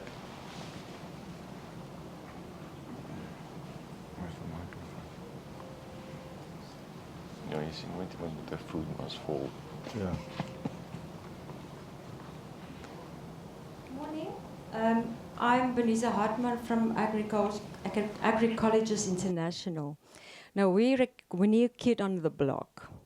We we started being a private organization and a private college. But we're going to do it online. Plus, we are going to use the farmers around us. We initiated our start in Tsanin, and it comes from private farmers. Because we saw that we don't find that the learners or students coming from these agri-colleges or the FET colleges are actually enough skilled to work on farms. So that is already a start from the private initiative or the private sector. And we are opening our college next year, and we are going to use farms and farmers around us. So as I've already distributed some of the pamphlets here so that the students can see that there is some initiative going on. Thank you. I think that's a very brilliant contribution. I think it should be welcomed by the industry. Yeah. Any other question? Can I have a business card? I can only allow maybe the last two. Right at the back. Right at the back, somebody had been... Morning. My name is K.R. Letsapa. I am from Klerksdorp representing Vuselela FET College. I am a lecturer in primary agriculture plant production. I have students here. Most of the time we discuss this, what your panelists already touched on. But there is a very serious challenge within this sector, more especially in young generation. There was a time whereby my granddad told me that, you know what, if you want to see a change, you must be the change. So I always encourage my students that you must get dirty in order to have success. If you are looking for a success, then be dirty, then you can think of the success later. So I'm taking a challenge to all your panel, Pumlani, to come to our college, to look what they can put in table for our students, because I believe I've got a very capable student, and I believe in other institutions they do so. So I'm taking this challenge, more especially because I'll upload first, Sandvest, because they've been on our company since 2015, I can say. So I want other companies to be, and I'm pleading to them that if they can visit our institutions and see what they can offer, then it will be, I will be a happy person. Thank you. Thank you. Okay, good challenge for you guys. I want to, can I discriminate here? I want a question from one young woman. A student. There's one. Yeah, please. There at the back left. Good morning. My name is Lebohang Buthelezi, and I'm from the Northwest University Mafikeng campus. My question is, from what the panel has been saying, agriculture, especially when you want to go into commercial farming, it needs experience and skills. So now that becomes easier for individuals who grew up in the farm, but not easier for people who grew up in urbanized areas to just get into the commercial sector and farm. So commercial sector in farming. So my question is, especially from the sir from Grain SA, what's the probability of us making it, especially if we don't have experience but have the education in farming, commercial farming? Because I've noticed that most of the time it becomes a failure as compared to those who have the experience and have been doing it from a young age until. Good question. I think it's for all of you. Yeah, I think if I can start, thanks for the question. One, it is tough. If you're from outside, it is very tough. The second thing is what has happened with a lot of the current farmer generation is they have started working on the farm even as a manager or start gaining that experience, getting that exposure to catch up. I mean, obviously you're at the disadvantage of the kid who grew up there, who, drove in the bakkie every morning with his dad or whatever the case may be. But you have to step onto that farm somewhere and start gaining that type of experience. And what I've seen in the grain sector in any case, as the technology has changed, the type of people that we're employing is not the hand laborers anymore. There are those as well, but we are looking for graduates that can start, learning the trade and doing the things that is more to do with the head than with the hands. But we've got a saying that the best fertilizer in the grain business is getting dirt on your boots. You have to be in the field as well. But get to a farm, start learning there, and then tomorrow you will, when you've got enough experience, you will be able to make that jump and help your next generation, your kids to follow to get onto that. Can I put a question differently? The same question. Is there a way in which those who come from the background that she has described perhaps are put in a different training program compared to those who perhaps had some experience because of family businesses? It would have been lovely if our training facilities can have like a practical part where you have to do certain part of it on a commercial farm or wherever to start gaining some of that experience. I know that I don't know whether it is still currently the case. But in previous generations there was this sort of thing from certain institutions that does that. Also, we have mobile clinics through MASDT that actually drive around and provide training and so on. But I wanted to say the best way to actually get to know farming is to go and work on a farm. I mean, I did that myself as a student. I worked on a pig farm, on a grape farm, and I knew I didn't want to farm with pigs because it's a dirty business. So, but right from the bottom to the top, I actually learned a lot through doing that. And even if you learn that it's something that you don't want to do, at least then you got your boots dirty. And it's not a theoretical discussion about, I'm sitting there under the tree and my cattle is grazing and, I'm a rich man. Do you stagger your training to accommodate the historical difference? Definitely, and I think I've already touched on it on saying the key is really that collaboration with farmers. So we've got two options. We can collaborate with those farmers for learners to be able to go and experience actual farming. But I think we also have a positive in that we're dealing with youth. What maybe these technologists out there that are very good in IT needs to start putting together visual videos of what actually happens in a farm, especially for those people that grew up in urban areas. So they need to understand where the seed comes from, why it would not yield, why it must yield, sun, how the climate plays a bigger portion, the shortage of natural resources. If we don't understand that perspective or put it out there for the youth to understand, then we will still have those challenges. I want to give Flint the last word. How can we make agriculture cool? It is cool, man. Well, I think it's already cool. I don't think you have to make it cool. But I think there's so much disruption taking place in the world with the demographics, the urbanization. They say that by 2050, food production needs to increase by 70%. But when you look at 2030, it has to increase by 35%. That's already a large figure. So when the youth accepts responsibility, it already becomes much cooler. Also, I think they should go and have a look at the technological advancement that agriculture has made. If you look at John Deere tractors and equipment and all that kind of stuff is very cool. But I think when they realize the role, the whole value chain from primary farmer, doesn't look like the farmer 20 years ago. Today, farmers have to be very skilled almost like business people. So from primary farmer through the value chain to the food producer to the trucks to Woolies or Checkers or whatever, there's lots of opportunities there. And if they study that value chain, they will find something. Well, thank you very much, guys, for sharing with us. I think you guys have been a fantastic panel. I think they deserve a round of applause, guys.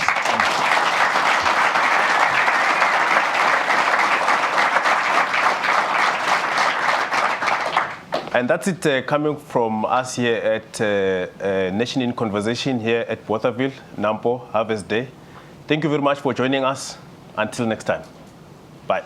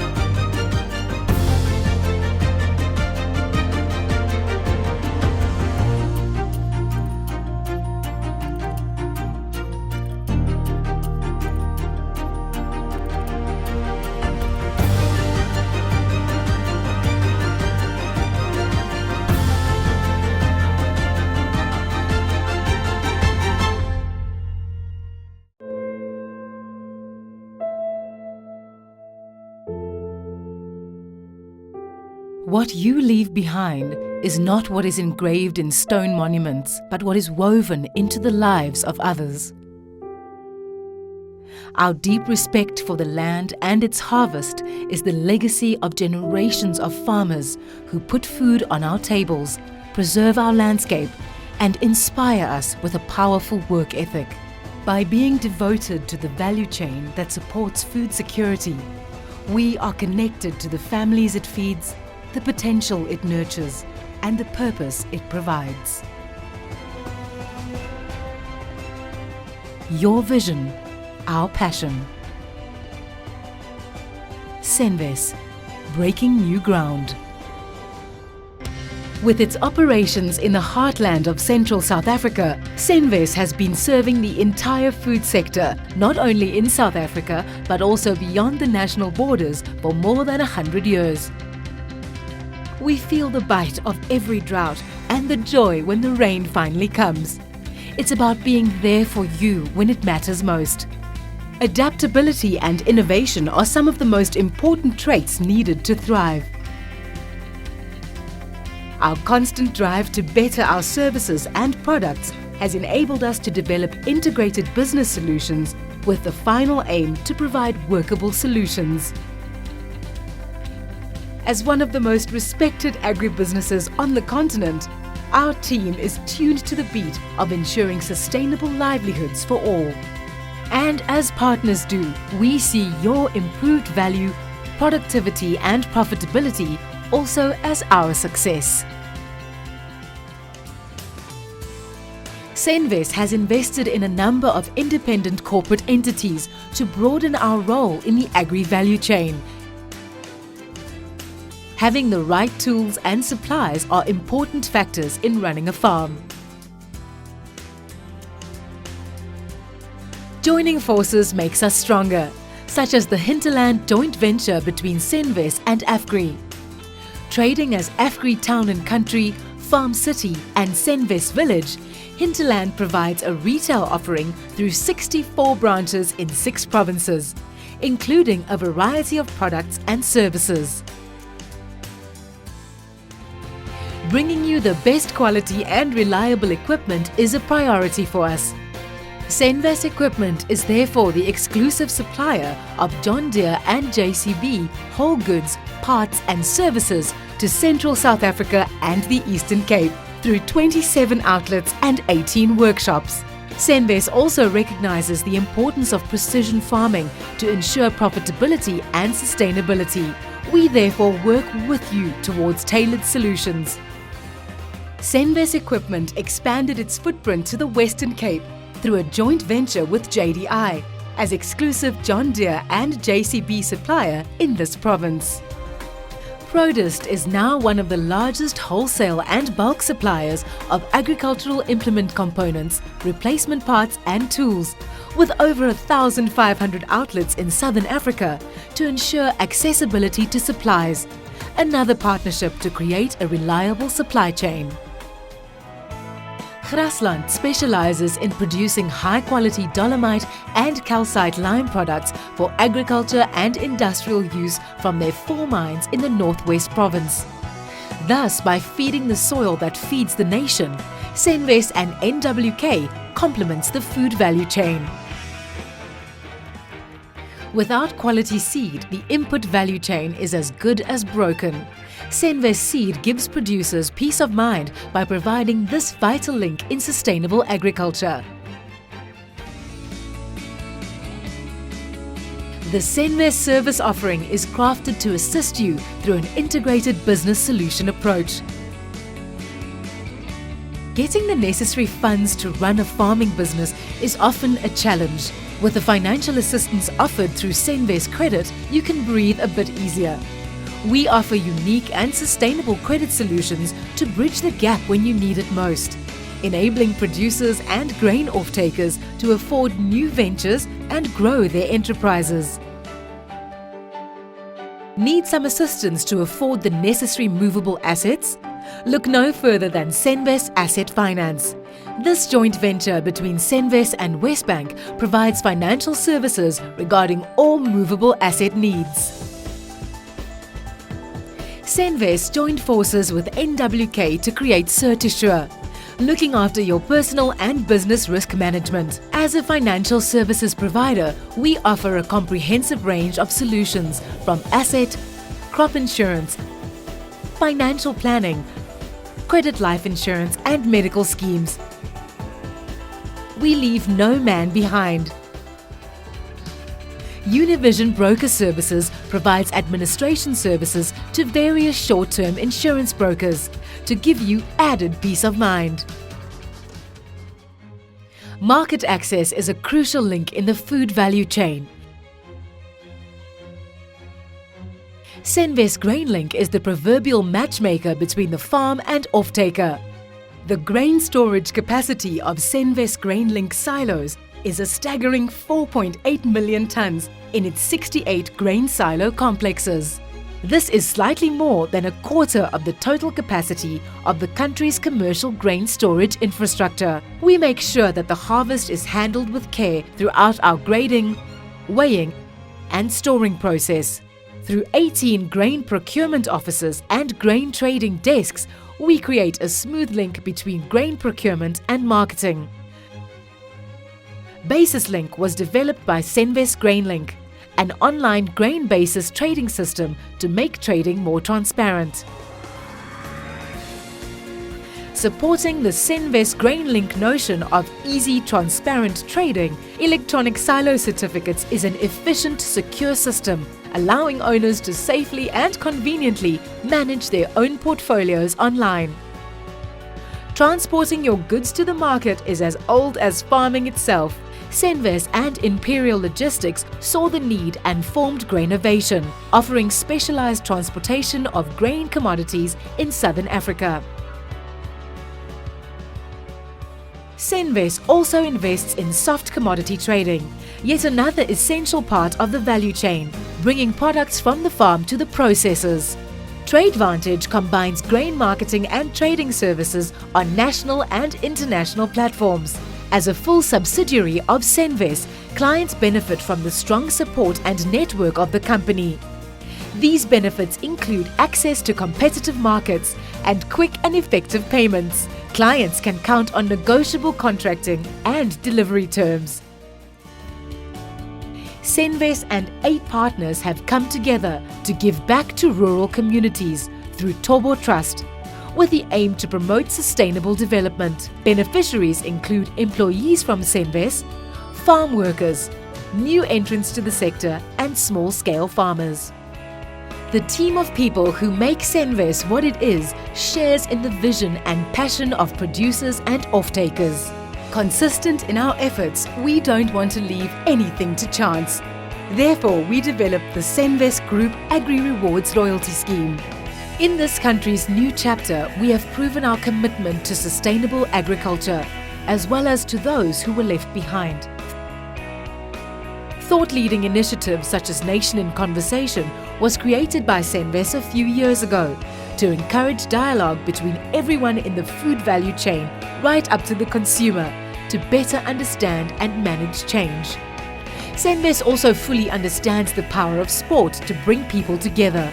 Senvest partnered with Northwest Cricket with the Senvest Spinners program, focusing on farm school cricket development. Yet another initiative to make a real change in rural communities. Nation in Conversation, proudly brought to you by Afgri, Monsanto, Nedbank, Senvest, Engine, Grain SA and John Deere.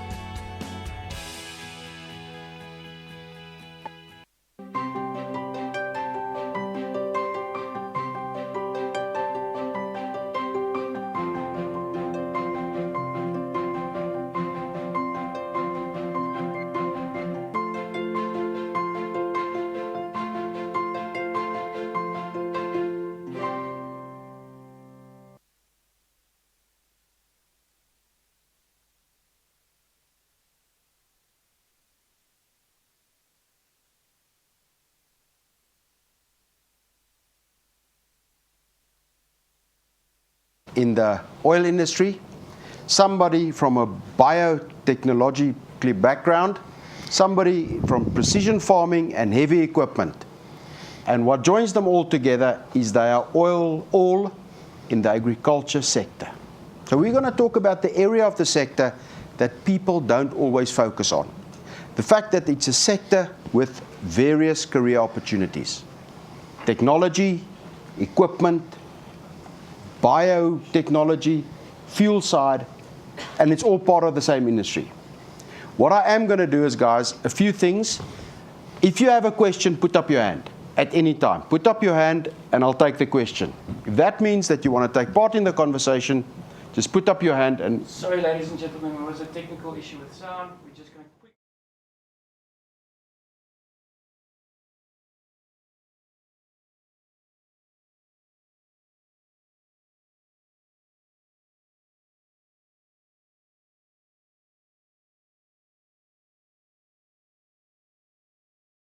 Welcome to Nation in Conversation.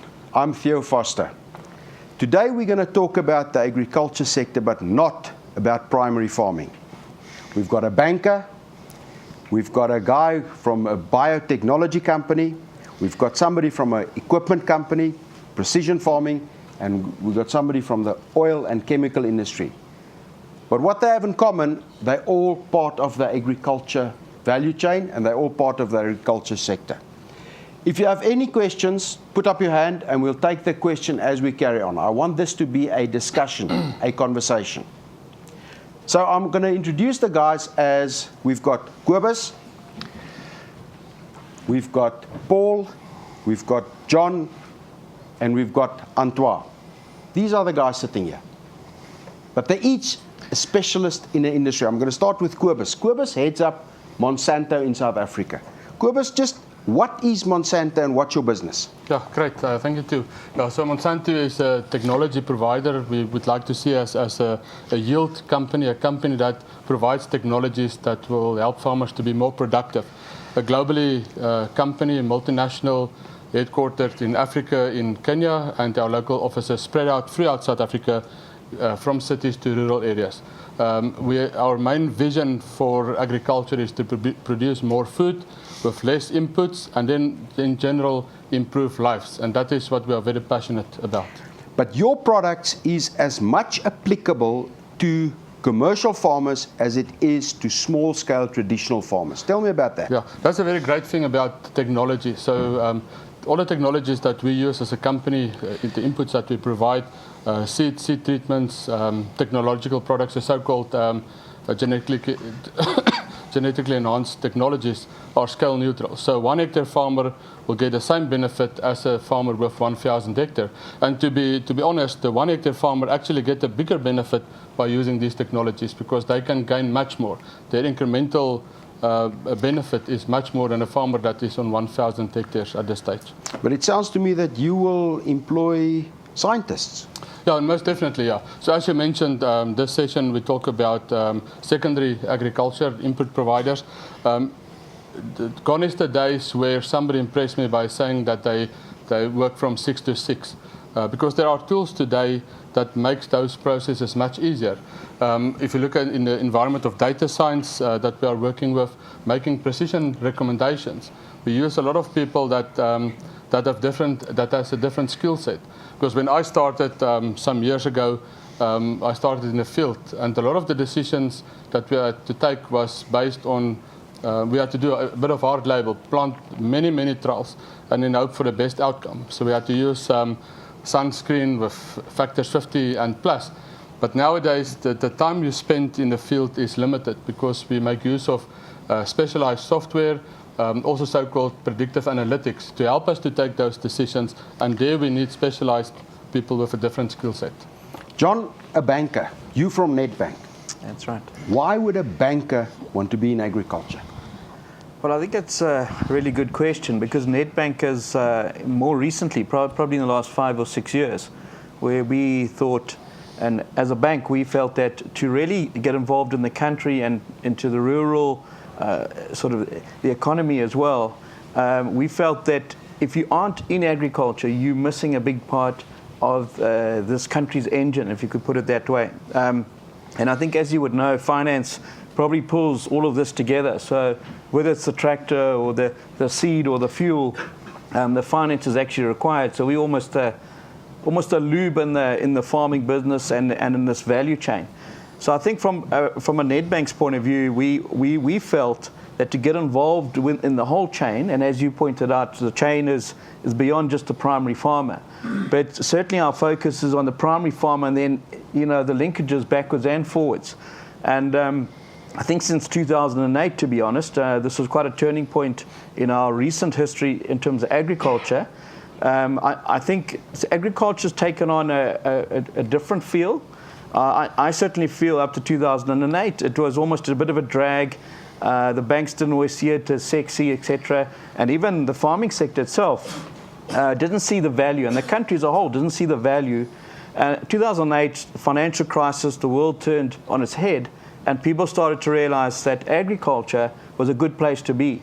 the investment, the returns, the opportunities in agriculture were sometimes better than what you could get elsewhere in the equities markets, etc. So we started to see a positive influence into agriculture and in the whole sector, and that's why I feel it's such an exciting place to be. So, you know, for all of you out there, since 2008, I think we're gaining momentum, and sure, there's so much work to be done, but this is a good place to be. And what I really like about agriculture, maybe it's my personal opinion, but you know, when I go and see successful farmers, I like to feel as a banker that I've been party to that. And I've been in finance for about 25 years now. And I've seen farmers from where they started to where they are now, and we've helped them grow their dreams and achieve what they've done today. And that is just fantastic, I must admit. There you are, from a banking perspective, finance, that input finance, finance to buy the farm, to develop the farm, but also on the trading side, on the derivative side. Antwa is from a company that they make these green tractors. You all know about them. They're just down the hall here. John Deere is one of the leading companies when it comes to mechanization, but specifically the use of technology.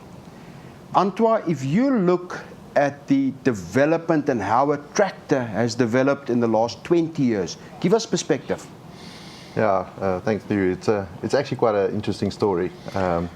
If you take 20 years back, a tractor was a piece of machinery that helped farmers to produce, get seed in the ground, to fertilize, to spray, and eventually to harvest the crop. That whole scenario has changed now. John Deere, we start to see ourselves more as a technology company than actually an equipment company. We just use equipment to get the technology on the farm so that we can help the farmers to produce more. These days, with input costs that's quite high, with all the changes that's taking place from a bio point of view, with all the challenges that we have, margins are becoming more and more under pressure, and we need to be better at what we're doing. That includes the way that we use equipment. So technology is being used to improve the efficiency of our equipment and the productivity of the equipment. So a tractor today is actually a computer with wheels that's being used to pull equipment. A computer with wheels. You can almost call it that. That's pulling equipment that's also very computerized to make sure that we do absolutely the right amount of fertilizer, right seed at the right spots, so that you try to manage the risk as good as you can, reduce your cost as good as you can, and also make sure that you increase your yield. So that means that the person operating this entity must also have a different skill set. Absolutely. Today, you don't just have a driver, you have an operator. In many cases, a lot of the machinery are quite automatic. So you get in a machine, you put it in line, you leave the steering wheel, and the machine operates itself. What you do is you monitor. It almost becomes like a pilot. You monitor what's happening around you, you monitor what's happening behind you with your machine, with your equipment that's being pulled. And the challenges that that operator faces differently, and the skills that he needs is differently. And I think that's also one of the things that's becoming more attractive for younger people. If you look at the cab of a tractor, it's totally different from what you saw 20 years ago. Computerized, you use technology, and you need to have a basic knowledge of that technology to be able to use it optimally. Come to you, Paul. That tractor can't get off the ground without your stuff in there. Absolutely. And you guys are one of the leaders when it comes to petrochemicals to fuel from Engen. Yes. Tell me about that. Well, I think just to add on to what my friend and colleague from John Deere just said, as an example, 20 years ago, the average tractor sump was probably 15 liters of oil in the sump.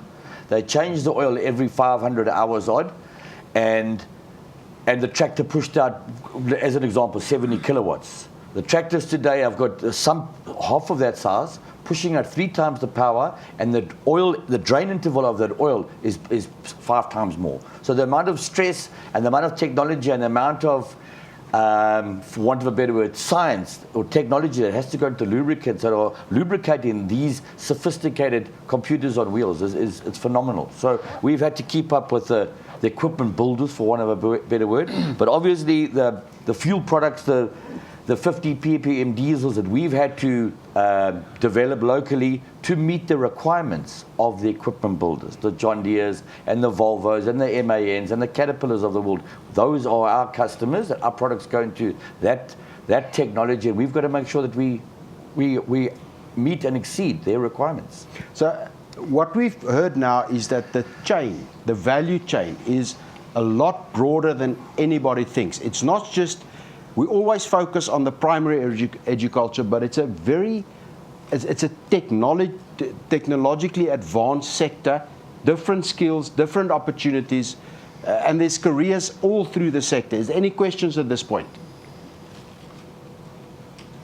Advice from your side, Kobus, for young people to get involved. What is your advice, and where does Monsanto position itself in terms of giving opportunities to entrants? Yeah, so I would like to discuss two topics.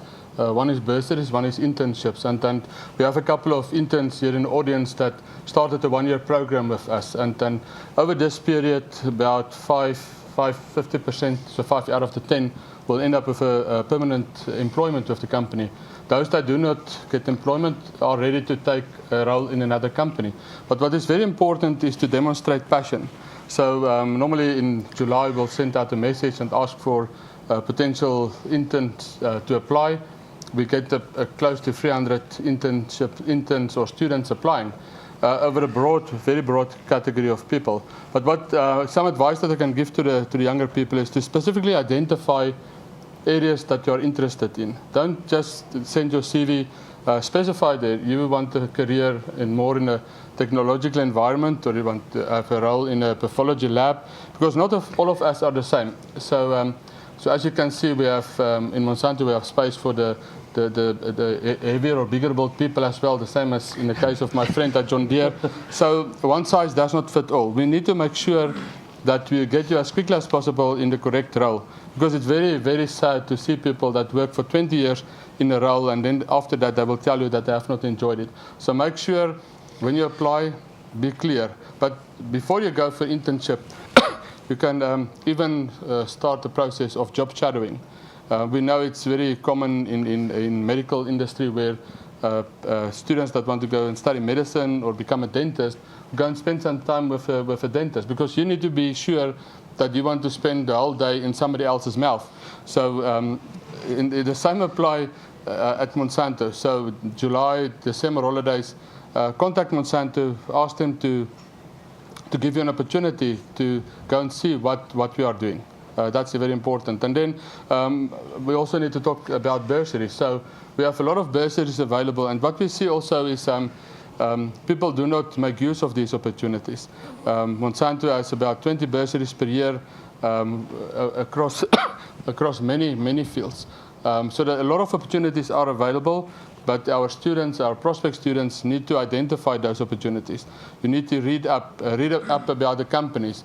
Know that John Deere is one of probably the best brand in agriculture today. Know what Monsanto is doing. Know that the kelp is one of their brands. The same applies to other valuable brands here. Do some homework. That is very important. I want to take that one step further. You talk about people not giving you enough information when they apply. People not stressing exactly what they want. You said that you need to do homework. And Antoine, if we get to you, in terms of opportunities for young people in John Deere, it is one of the biggest international brands in agriculture. It is a leading brand in various ways. Young people, how should they approach if they would like an opportunity in that area? Yeah, I think just to add on, be clear of what you want. It's very important. Job shadowing, I just want to add on to what you said. It's really one of the things that I think is not being used by young people today. Go and work. Go and spend some time with a company. Understand what it is you actually do. I think all of us started exactly where these guys are now, and we all had this perception of what we're going to do one day, and it's going to be this fantastic work. And then you start doing it, and you actually realize that you have to work. It's not just earn something and get a. So I think I really want to add to that. If you look at the opportunities that we have, John Deere being a global company, we have opportunities not just linked to what we are doing in sub-Saharan Africa, but throughout the world. And that ranges from highly technology-based positions like programmers, like electronic engineers, through mechanical engineering into the financing world. John Deere also owns a bank, and we provide financing, right through into marketing. You name it, we have it. We even have a medical facility as well that we operate. So there's a huge amount. So the homework portion of it's really, really important as well. I think a point that came from these two gentlemen is that you need to find something that you are passionate about. Because if you're passionate about it, you will not work a single day in your life. It will be fun. Just think of doing something that you don't enjoy. Then it's work. If it's something that you're passionate about and you find and you do it good enough and people will pay you for it, it's fun. And that's a big difference. I think the second point that comes out of that is, and I can attest to that, young people, when they apply for a position, or they apply for an interview, or they apply for a bursary, or they apply for internship, sometimes you get you can see from the document that they actually didn't do their homework. They send it to everybody. They send it out. Now, why should an employer or a funder or a guy offering internships, why should they take you seriously if you send it to everybody? If you didn't go to the trouble to spend some time and do your research, and I think that is something that a lot of people miss. But let me get to the banking side, to John. If I look at the size of banks and financial institutions, surely there's opportunities for young people. Yeah, certainly. Theo, I think if you look at a bank, and it's a bit like John Deere as well, it's multifaceted. So, agriculture, strangely enough, it's a bit like a GDP. Our contribution to the GDP as a sector is probably less than 3%. But that's very misleading. And in the banks, it's similar. We're quite small in terms of the bank and the bigger picture. But if you look at a bank, and yes, we have our specialists. At Nedbank, we've probably got 60 to 80 specialists, which agri guys, they studied agri. They might be focusing on finance. They're really specialists. But if you look at the attorneys, the financial planners, and so it goes on, the credit teams, etc., a multitude of choices. But what struck me about the previous panel and their conversations was, if you were part of a family farming setup, which I was, so I came through that family farming setup, and I'd been exposed to it, and that's what I wanted to do. Straight out of varsity, quick stint overseas, back, and I went into finance, and that was one of the jobs I was looking for, and I've been there ever since. Because agriculture doesn't really let you go. If you really got a passion for it, it holds you in. Whether you're in finance or one of the other support services, it keeps you there, and that's fantastic. But what's concerning to me is that we know that the number of commercial farmers has dropped from, let's say, 60,000 15, 20 years ago to about 30,000 currently. So if you think about it, those 30,000 farmers, yes, there's knowledge and that has been imparted through their sons and daughters, etc. So they have that natural connection. There's a wide population, another 50-odd million, which might not have had that exposure. And I think that's the trick for us, is how do we also give them the exposure to really even get a feeling whether they've got a passion for it or not. And that's where I'm a bit concerned, because I think we've got postgraduate, and we've got the universities, and I hear the private colleges and all of that. But I almost feel at a younger age, a primary school level, we should have more sort of agricultural subjects coming through. And one of the gentlemen in the panel mentioned that. Because that's how we like initiate the spark, and then they start to find out a bit more about it, So I almost feel a lot of work needs to be done there. The other thing which is really exciting for me, and this is coming from the sectors, not people looking to government, they're not looking to John Deere or anyone else like that. But recently I've seen groups of farmers which have taken the initiative, and the one area that I'm party to is in southern KZN. It's the Harry Gwala area, which is made up of about 5 farming districts: Akopo, Crichton, Donnybrook, Swartberg, Kokstad. those farmers are recognized that the local communities, there is a lot of poverty, there's a lot of needs, there's a lot of information needs, there's a lot of need for food, you know. And those farmers as a group have got together, put a levy together per farmer, paying it, and they've employed people to work in the local community. Now, one is sure you could say it's just for food security, but the other is to spark an interest in agriculture, to change the perception of the local farmers, to maybe start small businesses. They will have the bursary schemes and so on and so forth. But those farmers have got together, put their own money in. They're not looking to government or anyone else, or to John Deere or Nedbank. Yes, those partners might well come on board because they are sincere about this. And I think that's the way we need to change it. If we can change it in our local communities and at grassroots level, I think we'll naturally get more and more people coming through, you know. And that's aside from you can be an attorney in agriculture and you can be a financial planner and you can be a CA, you know. That's almost a long-term, much more meaningful contribution to the society you work in. Absolutely. And another good example, you know, people might not be aware of this, but the Future Farmers, which is Judy Stewart in KZN, it's come a long road. Since 2005, she's tried to attract people into the dairy industry.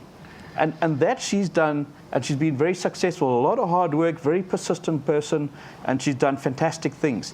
That is taking hold. And the way that they do their selection to get those people that have that passion is part of her success.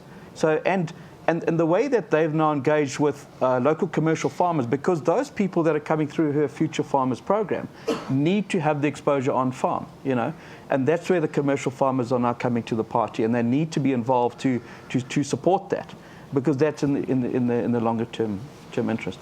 Paul, young person wanting to join Engen, your advice? I think like the rest of the panel here, Engen is obviously a very diverse, very complex petrochemical business, focusing on the supply of diesel products, petrol, chemicals and lubricants. But obviously from the refining point of view, there's a very big engineering focus. And obviously then we've got all the financial support services. So literally any career that you can think about, there's a place for you with an Engen. Given the size and the breadth of services countrywide, all industries need fuel to run on. Absolutely, absolutely. If they need fuel, they need lubricants, and obviously to a greater or less extent, they need chemicals. It's amazing. Almost everything that we touch has got some component of a petrochemical, be it a polymer or be it a solvent, that's actually used in the manufacturing of that product. So we touch lives. We touch literally everybody's life in South Africa. Any questions at this point? Yes. I'll come to you just now. There's a question there on the side. Mpumelelo. I got a young lady first up. How's that? Good morning. My name is Bonono Mulewa and I work for Monsanto. Monsanto, there's one of your. Thank you very much. So I think one of the important things, just to strengthen the point there, is that this is the one thing that we need to get out of our people is courage and candor. So to stand up and make your point. Well done. That's very critical of importance. I'm going to first ask you now a question. Before you ask us a question, what was your experience since you, since you joined Monsanto? That's actually what I wanted to talk about. Okay, thank you. Thank you. It's more of a comment more than a question. I see a lot of students here, and I want to say to you that the phenomenon around doing your homework is very important. Don't think that by just applying for the bursary or the internship and then getting that, because I was on the internship at Monsanto, that's not the hard part. When you get in, you maintain the consistency and the persistence of wanting to grow in the company. Sorry, I'm a bit emotional. But by doing that, you're able to grow in the industry. Then you can't go back and say, this is a very Afrikaner-like dominate. There's nothing that has a stigma. If you are saying to yourself that you have a passion, because I believe that with agriculture, it's almost like a moral judgment. You're feeding people, you're creating jobs, you are contributing to the economy. So if you're going to apply for a job, do your homework on the company, do your homework on the competitors, do your homework on the entire industry. Like they said, agriculture is a multifaceted industry. It's so diverse. You go from petrol to mechanization to biotechnology. I did agribusiness management. I know nothing about crop science, but I'm doing a course in crop science. I work for a company that spearheads biotechnology in South Africa.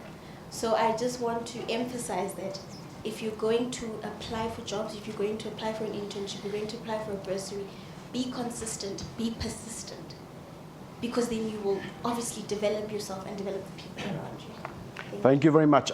Before I get to your question, just want to add something.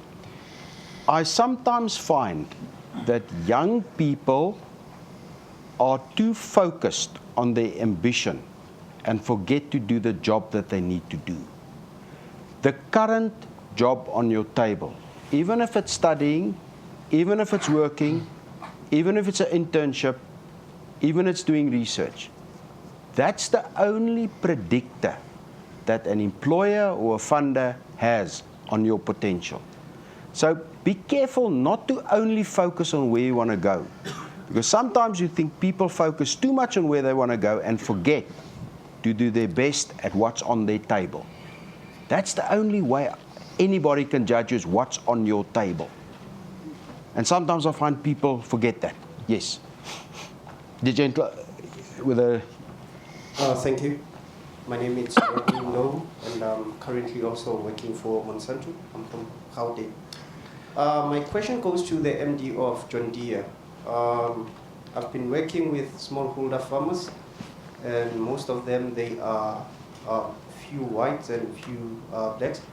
So my question is, when it comes to precision farming, I've been reading articles on drones and spraying drones. Like you put your Roundup there and then it goes to the field and spray.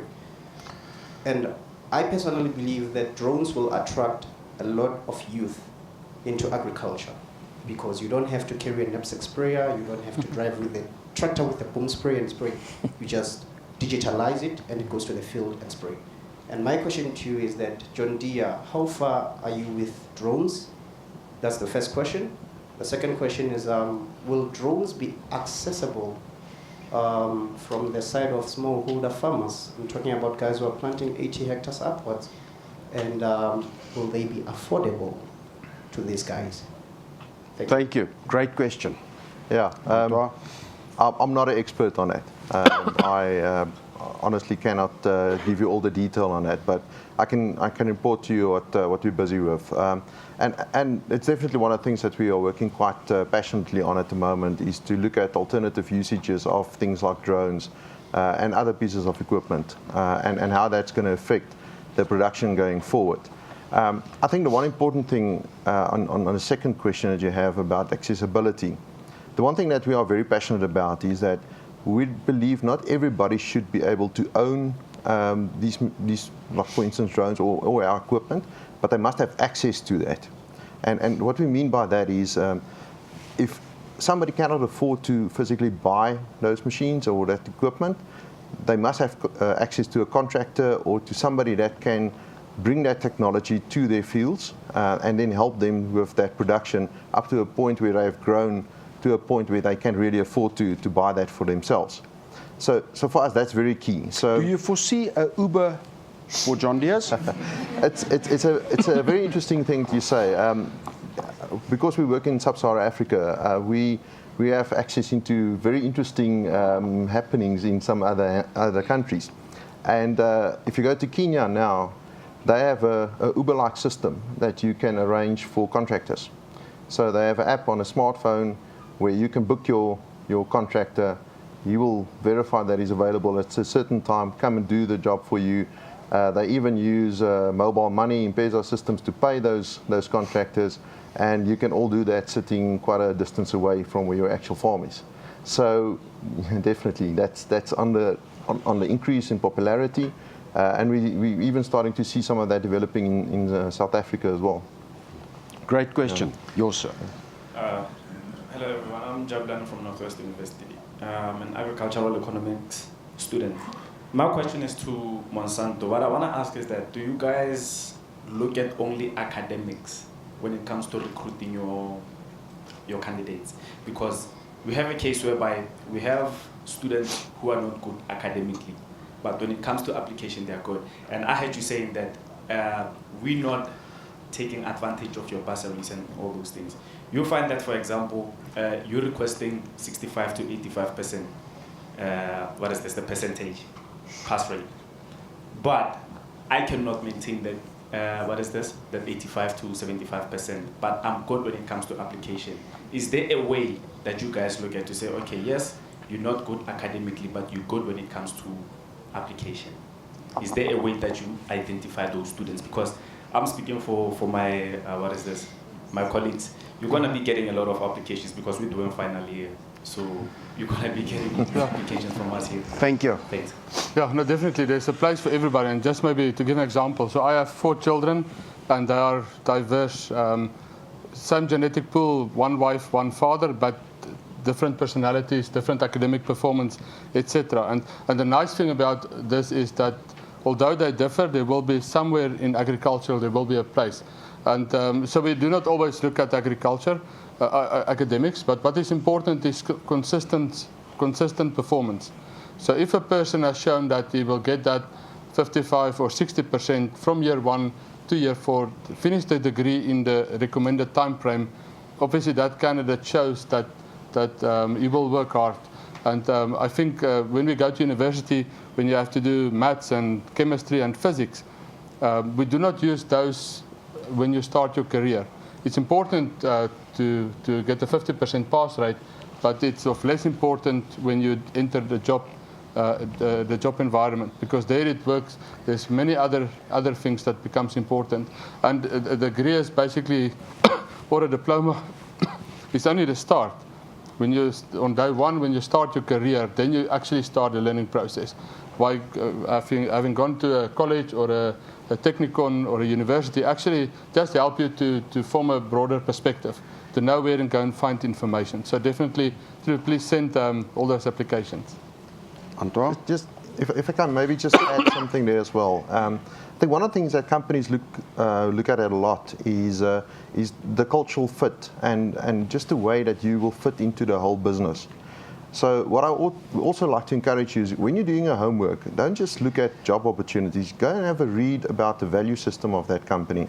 Have a look at what they talk about in their culture, what their beliefs is, what their purpose is, and see how that resonates with yourself. Because when you have a discussion in any of the interviews, they're going to talk about your experience, they're going to talk about your academics, but they're also going to try to find out who are you, what's your belief, what's your value system that you have, and they will ask you questions about that. And it's important to make sure that you fit into that value system of a company, because that will determine how happy you're going to be in that business going forward. And you know, it's very important that when you're sitting in a work environment and things get tough, that you can sort of predict what the company is going to look at and how they're going to treat certain situations. So just have a look at the values and the culture of a company as well, not just at the academics. Yeah, I think, Theo, that's a really good point, because from a banking point of view, I actually love employing young people, because they continually challenge you the whole time. They bring energy, and they bring a different perspective. They bring energy and they challenge you. And in fact, if you want a strong team, then bring in young people with some sort of diversity as well. But what is key is that you need people that, and that's what you try and pick up in the interview process. It's not just about the marks. It's about the character of the person, the individual, their attitude. Yes, because you want them to contribute to your team and to make your whole team, in terms of team culture, a better place. And that's it's not always easy to get that opportunity, but keep that in mind. That's a really important point. Yeah, but just on young people, I had about 3 or 4 years ago, I'll come to you just now. About 3 or 4 years ago, one of the younger persons came to me and he said he would like just to give me a bit of advice. Next time I'm doing a job interview, don't ask the person how computer literate they are. They're much more literate than you are, so stop asking that question. But I think the cultural fit is important. There's a question there at the back, the lady there. I think what we do is we take that question, and is there any other questions? Let's take the questions and then we follow on that. Yes. Okay, this It's Lebohang Buthelezi from the Northwest Hello. University. This question is directed more to Sir from Engine and John Deere. I'm not sure, but I kind of think that you work with other companies to give you information such as before you create your machines, you get information like how much seeds you need to put per hole. I'm not sure if you have someone working that type of job inside, and with Engine, there's information that you need from different from different companies. So my question is, if you do have those people, are you planning to move to a more vertically integrated direction, especially towards creating jobs for other individuals, since I'm doing agri-economics? So from Engine's point of view, obviously we work with other companies from a technology point of view. We don't necessarily always own all the technology, so we do rely on additive suppliers or engineering consulting firms from a process point of view. But definitely our business partners from a point of view of additives, and obviously we do have our own R&D facilities. But yes, we do partner with other people from a technology point of view, and that's obviously very important to our business. Sometimes the levels of innovation are so high that to get that degree of specialization, you need to go outside your own organization. Just to add, John Deere we use a mix of both. We have in-house R&D facilities, we have in-house experts that we use, but we also work with other companies to get more information. We also work a lot with our own farmers, with our clients, where we do trials and tests and so on, in conjunction with our own research department. And from that we develop. So there's definitely opportunities there. I think an interesting point is we worldwide spend about $1 million a day on R&D. So it's quite a $1 million a day. Yeah, it's quite a big business. 13 million rand a day. Yeah. Depends on which day of the week. Very important. Any other questions? There's a question there and a question here. Let's take your question. Let's take all three of the questions and we answer them, because I think we're starting to run out of time. But yes. Hello, I'm Pascalina from the UFS.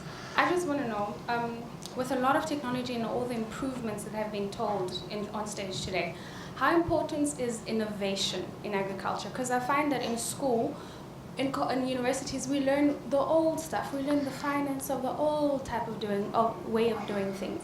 How important is that new modules that create innovation or that spark young people to start thinking in an innovative manner? How important is that in school?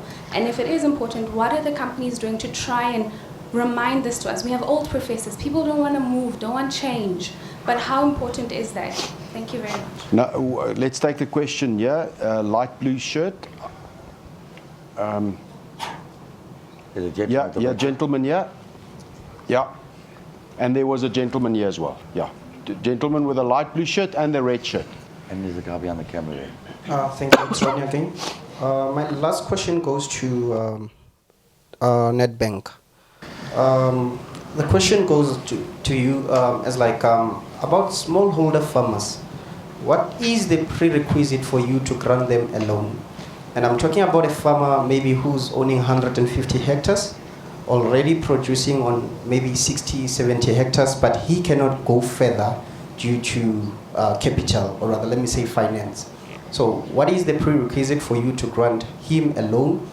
And my second question is, there are also young farmers at age 23, 24, 25 who are doing 100 hectares and above.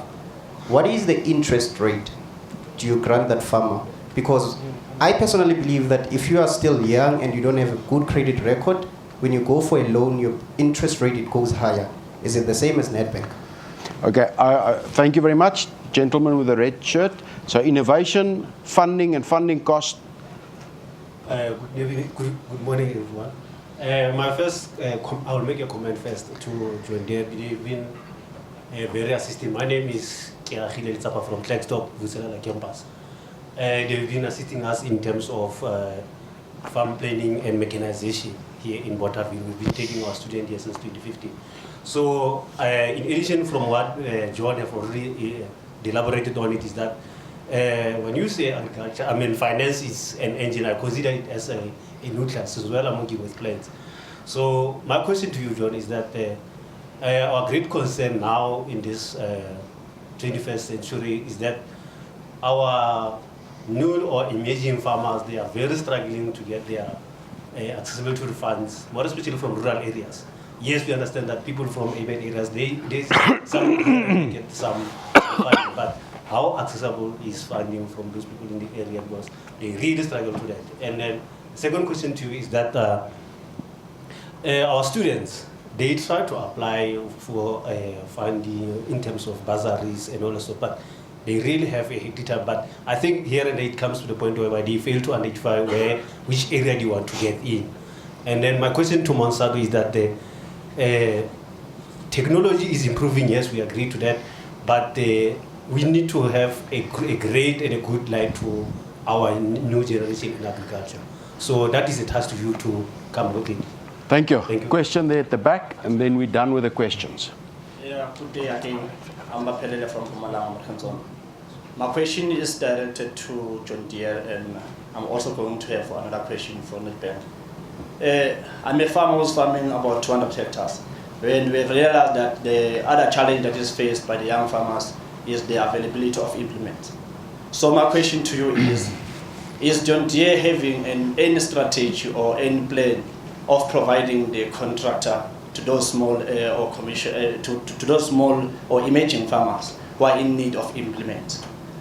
And then to the Nedbank, my question is just that, are you really targeting, or your client are the commercial farmers, or you are also having a way where you say you are supporting the emerging farmers financially? And the last thing that I wanted to know is that we only see you when we go to the cities where you are, but we don't have your agents on the ground talking to us as farmers and explaining to us what offer do you offer in terms of in relation to farming industry. Thank you. Thank you very much. Let's start. We've got a question on innovation.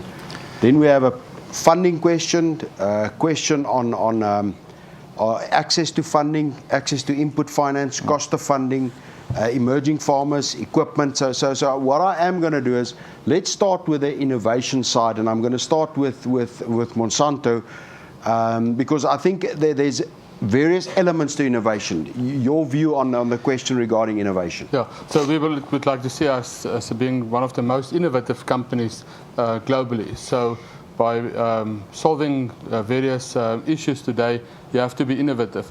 Just take, for example, the latest pest that we have in South Africa called the fall armyworm. So it's something that has come out of the northwestern part of Africa. It's now in South Africa, and it's a pest that we need to focus a lot on. And the students from the University of Northwest will know that they do a lot of work on this specific pest now. So we need to come up with innovative solutions there, for instance, not only focusing on one specific topic.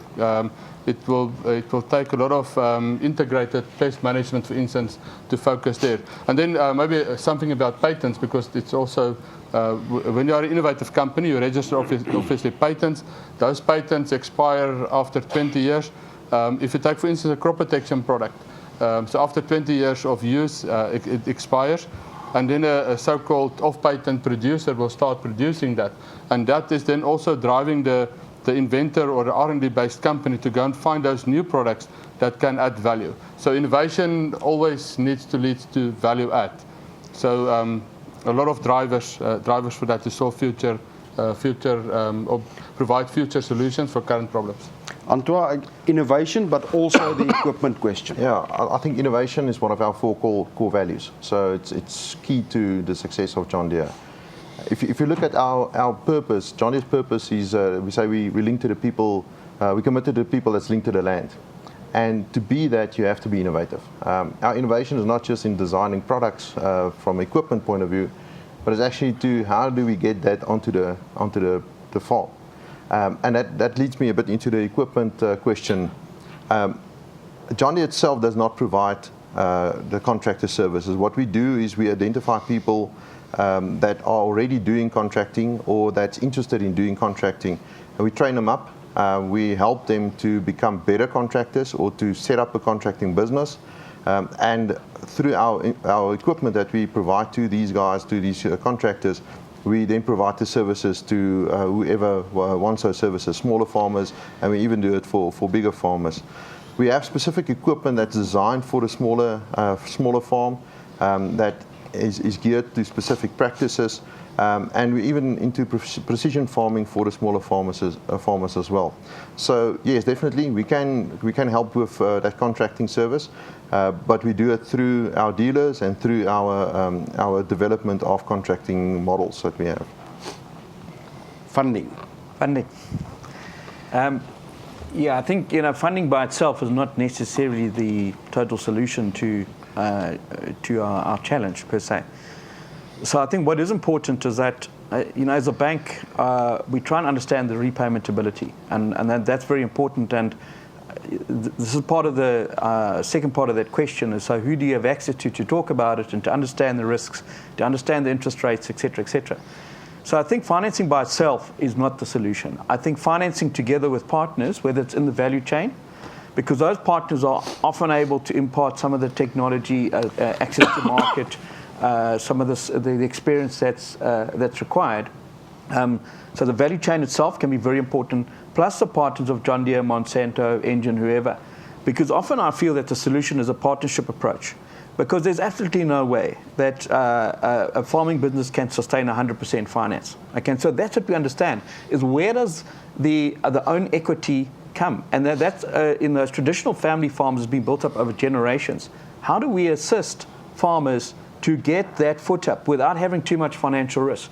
Because pretty much the more debt you take on board, the higher your financial risk. That's it. It's a straight calculation. What banks are doing as well, we are approaching government, and we have through BASA, and this is a collective bank, this is not a Nedbank solely, where we're saying to government, let us understand what the repayment ability is.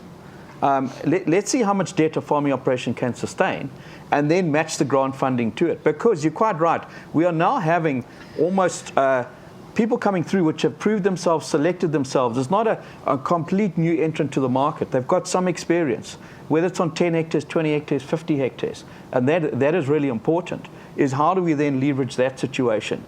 And sure, we will use technology to better understand, so what has been their recent history? What have they managed to achieve in the last 2 or 3 years? And all of that information becomes critically important to how we assess a farming client.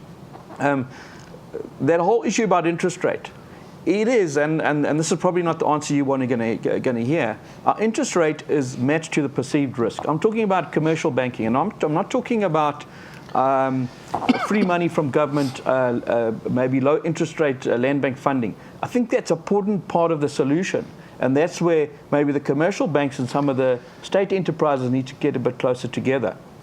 But from a commercial point of view, we assess the client, we look at the repayment ability, and then we only look at the security. And based on that, we look at the overall risk and we match the interest rate accordingly. It does. It's the same old story. The people entering the market are going to be higher risk, and they are going to attract a high interest rate. And that's the challenge for us, is how do we maybe use some of the state funding to reduce that overall funding cost? Can I perhaps just make a comment, because I find it very interesting and exciting that this is the questions that we're being asked, because this is the kind of questions you want from younger people, and that is exciting. We had various discussions where the Minister of Agriculture was involved, where the Director General of Agriculture was involved, where the head of the Land Bank was involved, where the CEO of Senvest was involved, where the CEO of AFGRI was involved, all people involved in this. And the question of funding and how do you assist came up in most of these conversations. So again, it's the same as when you apply for a job or a bursary. Go and do your homework, and then when you approach the financial institutions or the agriculture company or the land bank, the more homework you've done and the more thorough you are, the better your chance is to get advice and to get assistance. But it's a topic that was raised continuously throughout these discussions, and I think the industry acknowledges as a challenge, and the industry is trying to find solutions for it. I'm going to end up with a last question to everybody.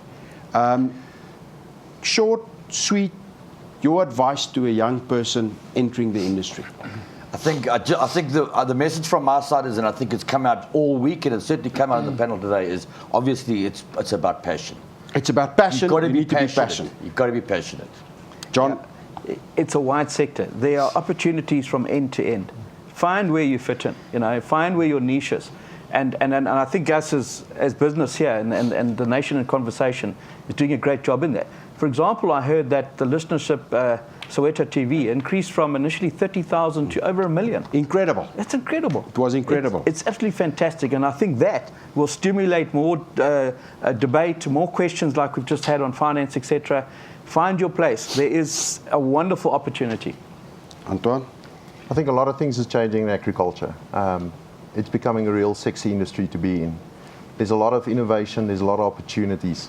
I think my advice is find that one that is your passion, find that one that you feel that you're going to make that difference in, and then pursue that. Get to know it, and then enjoy it. Good, yeah. So I've heard just now that agriculture is very sexy. So traditionally, I believe my wife is very sexy. So, but agriculture is a very cool place to be. And maybe a little bit of advice to our students here is that while you study, make use of all potential opportunities. So I remember many years back when I was studying at the University of Pretoria, there was additional courses offered like public speaking. So by being a good public speaker, that will also help you to do the best possible interview and also make it easier for you to get your message over. I think all of us here are not in agriculture for the money. We are in agriculture because of the passion that we have. And I think one important thing, and we have seen here, is a very good and diverse group. So let's move away from this stigma that agriculture, all the jobs are reserved to old white male people. I think the more we mention it, the more we take back one step. So let's all focus more on the future, see how we can benefit all of us in South Africa as citizens.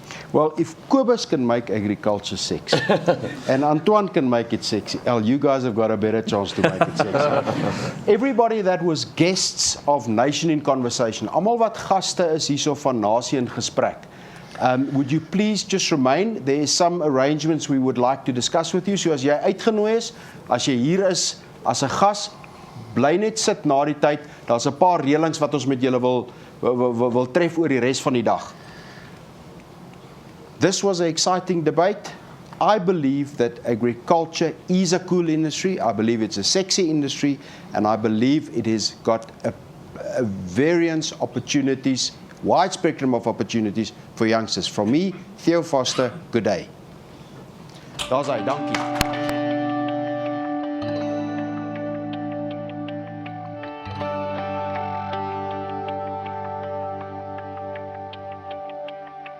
Ons is vandag hierso by ons netbank stalletjie by die Nampo Oesdag. Wat julle hierso by ons netbank stalletjie kan verwag is die hele netbank.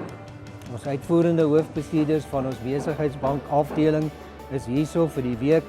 Ons uitvoerende hoofde van ons landbouafdeling wat self insluit is hierso vir die week. Ons landbouspesialiste, ons agri-besigheidsbankiers is hier.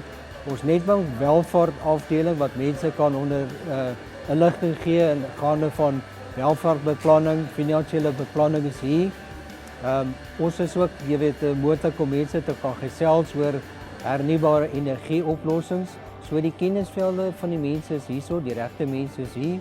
Ons het dan ook 'n baie lekker koffie fasiliteit hier by ons stalletjie wat ons vir die mense aanbied. Dit is gratis en verniet. Kom gesels met ons oor landbou, kom gesels met ons oor jou besigheid en ons dien graag daar uit om mense hierso te ontmoet by ons stalletjie. We're really proud to be involved with NAMPO and also Nation in Conversation. Nedbank over the last 5 or 6 years has played an increasing role in the agricultural value chain, both in primary and secondary, and we've seen great growth in our book and our lending in this sector. So we felt as a natural progression, it was great to take it to the next step and to become involved in platforms like Nation in Conversation, and it makes a lot of sense to also be present at NAMPO at the same time.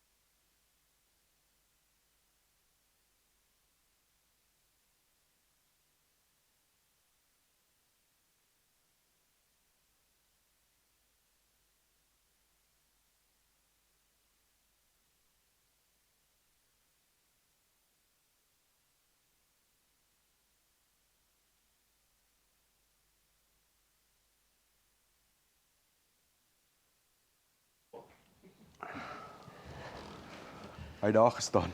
Kan jy dit glo? Ja, hy lyk nie mooi nie. Dis wonderlik. Maar sy doen dit so stil sien ek haar. En sy stap af sit op. En sy sien ek sien haar, sy sê vir hy lyk nie goed daardie klaar. Besluit sy sommer sy gaan vriende kry. Ja.